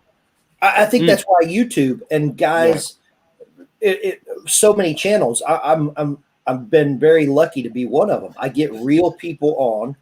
I interview real people, and that's what guys like yourself want is real. Agree. Real content, real. And Smitty brought up something. I try not to stir up anything bad, but at the same time, I just ask straightforward questions. And if they don't want to answer it, they move on. But I just ask straight questions. Hey, why'd you do this? What are you doing with this? And my channel, I've had everybody. I've had everything from Doodle on a motorcycle, which is like everybody's little sister that rides a motorcycle, to 1%er ex-FBI, and Robert Simmons, the retired motorcycle cop, had him on. He's good. He's good. Man, that guy's real good. Yeah, and his channel. His channel's funny. Riding your motorcycle, watch his channel. Absolutely. I haven't just interviewed white men motorcyclists. I haven't just interviewed the women vloggers that get their tits out trying to get views. I try to get normal people that and people that have 250 subscribers, people that have 70,000 subscribers. Just good. Smitty. That interview with Smitty I thought was fantastic. He's starting to get a lot of traction on his YouTube channel. Hell on Wheels, he's starting to get a lot of traction on his channel. Kraken's Garage. Eric. Eric's cool. I love that guy. Me and him text back and forth a couple of times a week. And usually after I do an interview, he'll send me a text like, hey, good job. You should have asked this. You should have asked that.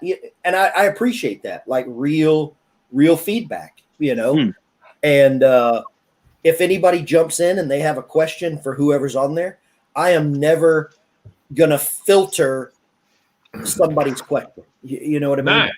No. Exactly right. Like that's like I only do with my lives. I got 13 questions and I got them written down, and I ask everyone the same.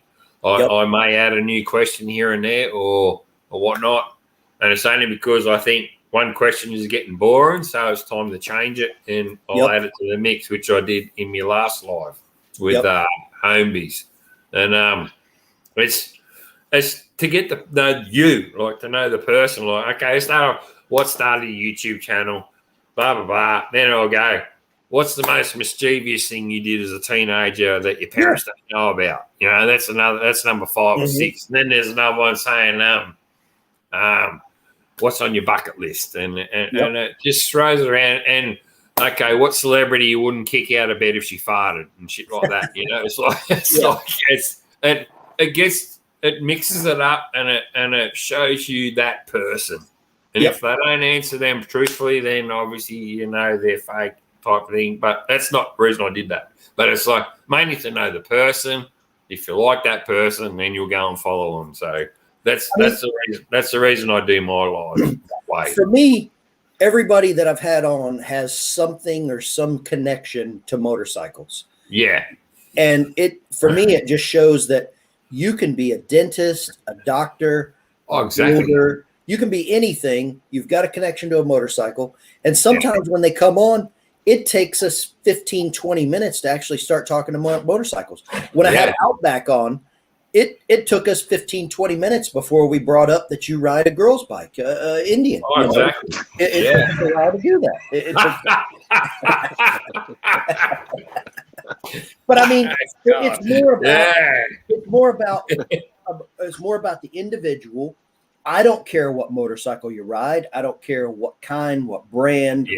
What it's more about, hey, what makes Outback Outback? And it could be things that are happening in his life, things that happened previously, things he's got planned. It's not just about that motorcycle. It is about, everything. It's about your channel, and a big part of Outback's channel is that I don't want to say the dude's name, but that asshole that has done some things. Yeah, and, exactly. And everybody's got it. I have a troll myself. I don't know who it is. I can start a live stream. It could be 30 seconds into the live stream, and it'll get like a thumbs down. And I'm like, what the hell is this? And you know what? I'm like, I don't care. Obviously, I'm important enough for them to go to every single one and click a thumbs up. And I've only got 317 subs, and I've had that fucking many a times prior to this. You get ones like thumbs down. They're like, why the thumbs down? Like, if you don't like it, just fuck off and go watch something else. Why fucking nudge the thumbs down? And then, like you're saying, you put one up, hasn't even started yet, and you got a thumbs down. It's like, fuck, go get a life. You're exactly right. Okay, well, at least it's important that you're watching me that bad that you're going to put a fucking thumbs down on one of my videos. It's like, oh, fuck it. Absolutely. I couldn't agree with you more. I'm kind of so tomorrow night I'm going to be on Black Dragon's channel, and I'm going to be I'm not going to be asking the questions. I'm going to be answering the questions. So I'm kind of like, I don't know how that's going to roll, but I mean, he seems like a great dude. I watch a lot of his videos. He sent me a copy of his book. He's got a handful of books. His first one's called The Prospect's Bible, and talked about how to be a prospect. And then he's just came out with a new one. I think it's called The President's Bible, and sent me a book, and I've been reading that. And man, it's interesting as hell too. And Black Dragon, he's a all black motorcycle club. But like every member of his club is all black members. And I said to him, I was like, man, I feel like the cream inside of the Oreo coming onto your TV, your show. He's like, you're good. And at the same time, I don't care. You put on a helmet, you got on gear. Nobody knows what race, color, creed, gender, who you like. Nobody gives a shit. You're on a bike and you're riding. Exactly. I don't care. I just don't care. And I can give you another example of like what the US is compared to Australia. It's like, you guys are such a big fucking country over there, 52 states, and like one's Hawaii, of course. Yeah. But like, and we're down here under the equator in our little country, but our country is fucking big too. But, like you guys up there, we see like you guys the SV meetup and all these meetups and everything else. I've been trying to get a meetup down here for 2 years, but now, hopefully in December, we're going to get one happening if the lockdown sort of shuts down and everything all balances out. But we've got a lady, the Australian and the Indian, and she's more in that sort of, she's got the gift of the gab and the people that type of situation, so she can get the ball rolling a bit better than what I could.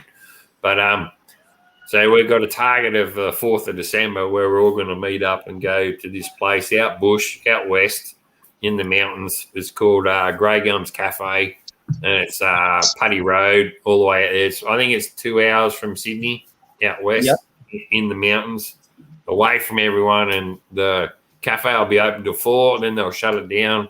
And the ones that us vloggers and all that are going there, they'll let us set up our swags, camp in the backyard, and shoot the shit and have a beer. Well, how about before you get ready to do that, maybe a couple weeks before, I get you to come on my live stream and you talk about it, and let's get the word out to as many people as we possibly can, and I'll help you. Yeah, for sure, man. I'll do that. Not a problem. And you hit me up a couple of weeks before you want to do it, and come on the channel. You comb your hair, make sure you look good. And no dramas with that. And it's been 2 years in the making and all that, and we've been trying to do it. I've been trying to do it for 2 years, but the COVID, it's right when COVID hit. And then last weekend, actually, would have been the second year of the meetup. Like, I had it set for last weekend in August before Father's Day, which is tomorrow. So I had it the weekend before, so that way the fathers can go home and do their Father's Day. And that weekend was sort of set. But then Chris, she's just set up and they've just plucked this date out of the air, which is good. Anyway, it's in December. Oh, Outback's back again. Hang on. Will you let me know how I can help you get the word out? I'll help. Yeah, for sure. Any way I can help you get the word out, and hopefully good turnout of some other bikes there. You let me know. I'll do anything. Go, mate. My battery's flat. Okay, mate. I thought that might have been the problem when you dropped out before. It's all good. Not a problem. Thanks for joining, you guys. Been an awesome chat. Yeah, mate. Guys, I hate to jump out of here as well. It's 7:30 in the morning, and I got no pants on, and I got to go walk my dog. He's looking at me like, "Hey, I'm about to shit on the floor." He's only doing that because you got no pants on. The peanut butter's locked up. Peanut butter's locked up. You're like you haven't got Vegemite. Yeah. Listen, you guys take it easy. You let me know any way I can help you guys, and I am more than able, more than willing, whatever I can do. I'm happy to. You guys are doing great stuff.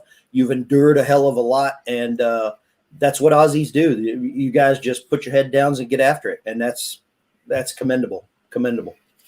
That's it, mate. Like we try our best, and we just sort of put our heads down and go for it, like exactly like you explained. Absolutely. I don't think anybody we're else. We're not one to sit back and ponder. Like we'll always have a crack at it. Yep. Listen, you guys take care. Smitty, you and Bolt Bucket, if you can, shoot me an email with your address, and I'll send you some stickers and some gear and all that kind of stuff. Yeah, I'll send it. Shoot me an email. I'll put it here in the chat. Veteran bike. I talk whenever I type. I don't know why. I'm about to fuck you up right now. Oops, sorry. Shoot me an email with that, and I put you a link to that interview with Fingers, the 1%er. Yeah, it's crazy. It'll blow your mind. Not a problem. You shoot me an email, send me your address. I'll send you some stickers and some other swag and stuff like that. You guys take it easy, stay strong, and I'll catch you soon, okay? Cheers, mate. Awesome. Take care, guys. Have a great one. Thanks, mate. Stay, mate. When the fuck were you in Tuggeranong? Mate, I was there. We moved up there in fucking 93. Shit. I was probably 07. I was in Tuggeranong in 07. All right, I moved in 01. Like, I was there. I was in Ulladulla. Me and the missus got married, and then we moved to Narrabundah. And then from Narrabundah in 93, and we bought our first house in Gilmore. Oh, yeah.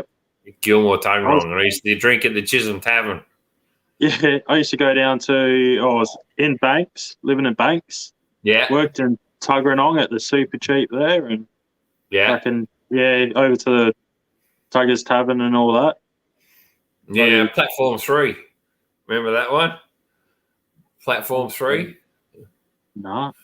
As near Tuggeranong, there's a pub there in the back right hand corner of the shopping centre called Platform 3. It was like a railway train, and there's a pub there back. Oh, it was in the 90s, so it might have fucking folded. I might have changed it because I had the Southern Cross Club. Yeah, so the big shopping centre. Southern Cross Club. I remember it. Yeah, just across there was the Southern Cross, and that's where was it? Oh, the Southern.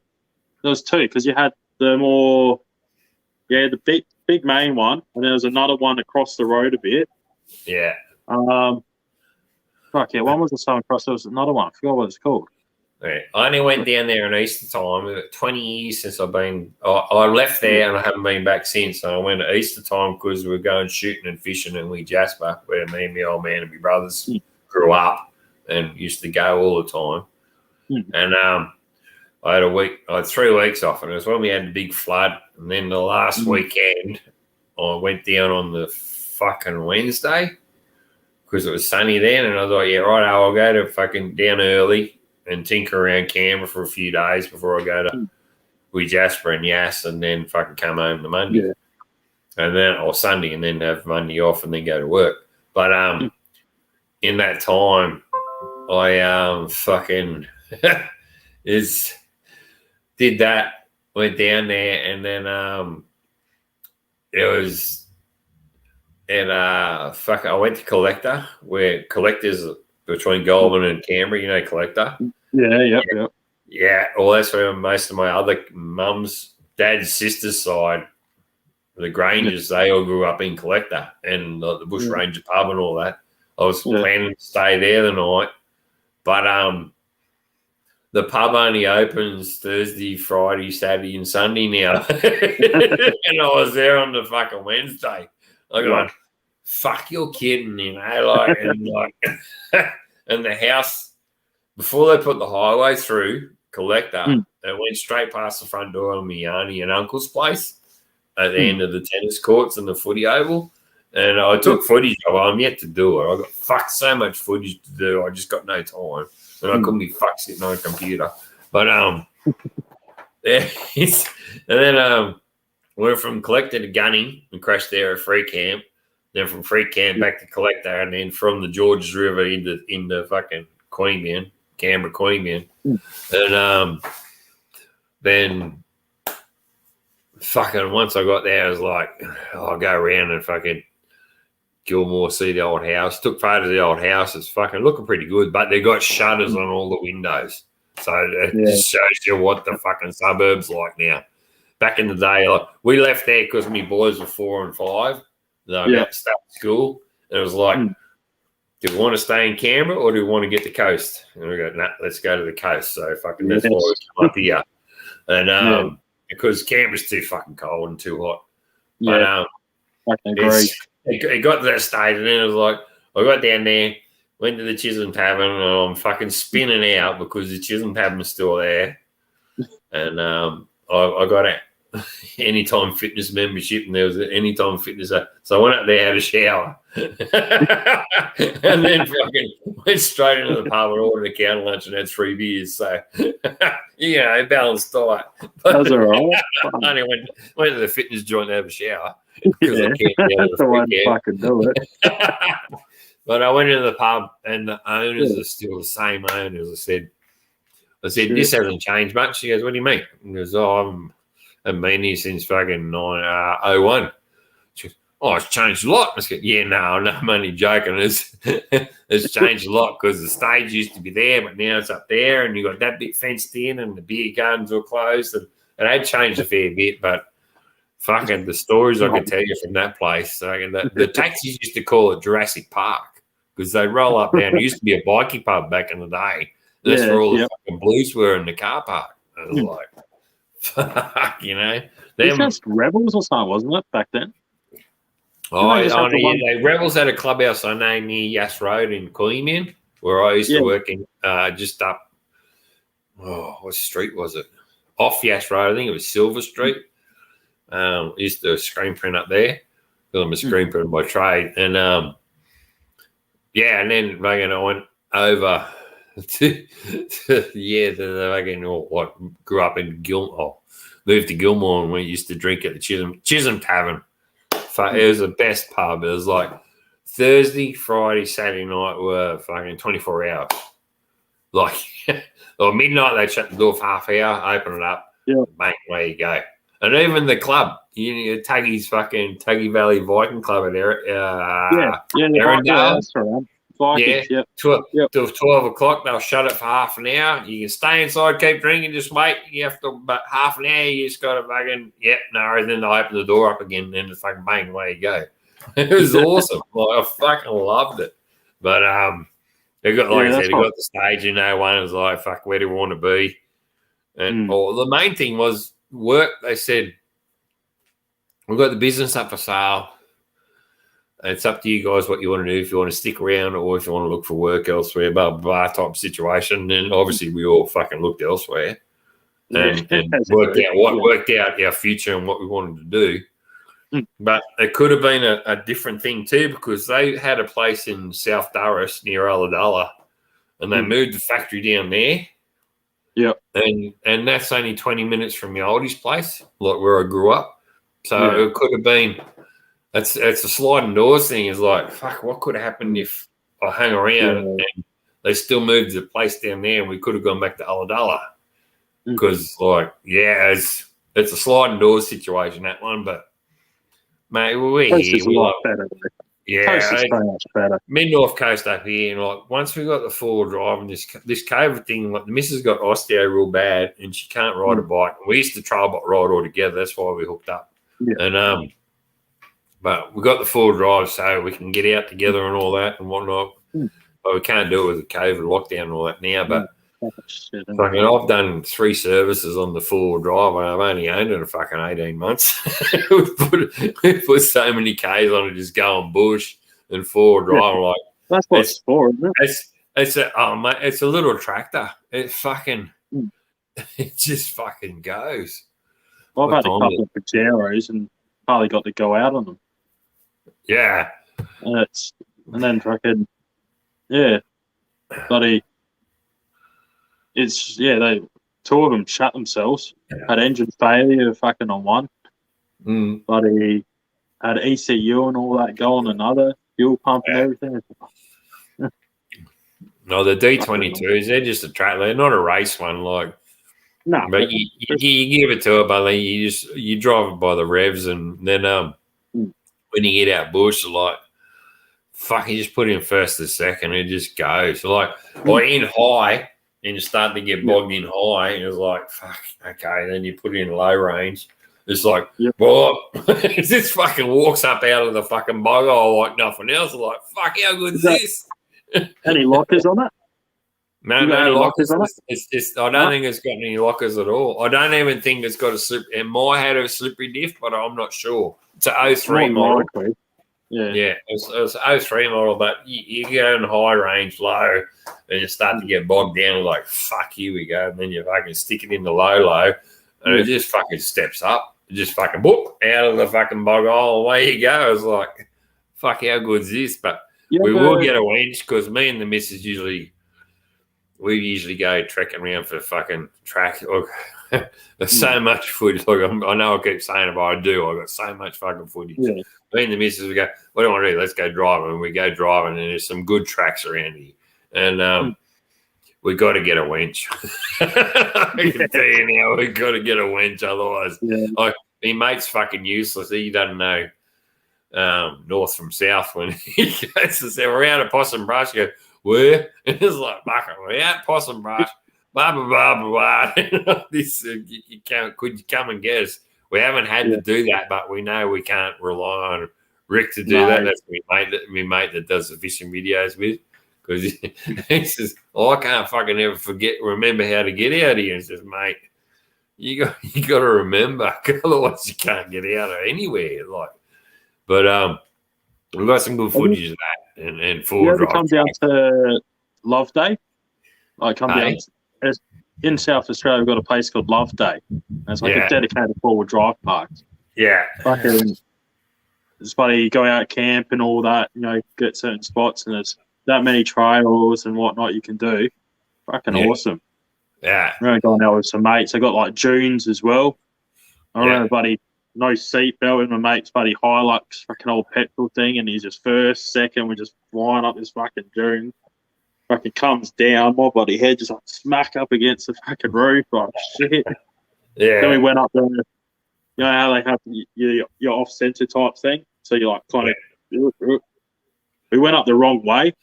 We went up the nice calm way and then down it, and we were kind of fucking vertical. Like, shit. Yeah. That's scary. Nah, exactly. But, I know in South Australia, with Barker, that I'm hanging on Newcastle, they have their national rally down there, and it was supposed to be this September, but I knew I wouldn't be able to make it this year. But next year, I'm not sure if it's down there again or Western Australia. If it's in Western Australia, I don't think I can make it. It depends on cost of tickets to fly over and all that. But They have it sort of South Australia, Western Australia, the national rallies where they never have it. Yeah, I see a lot of them meet up. They're just like down the corner from me. Like they'll meet up on Thursday. The main one in Australia is South Australia. It's the main one that's where it started in 95 or back 95, 96 when it started in America. When it did eventually come to Australia, it started there.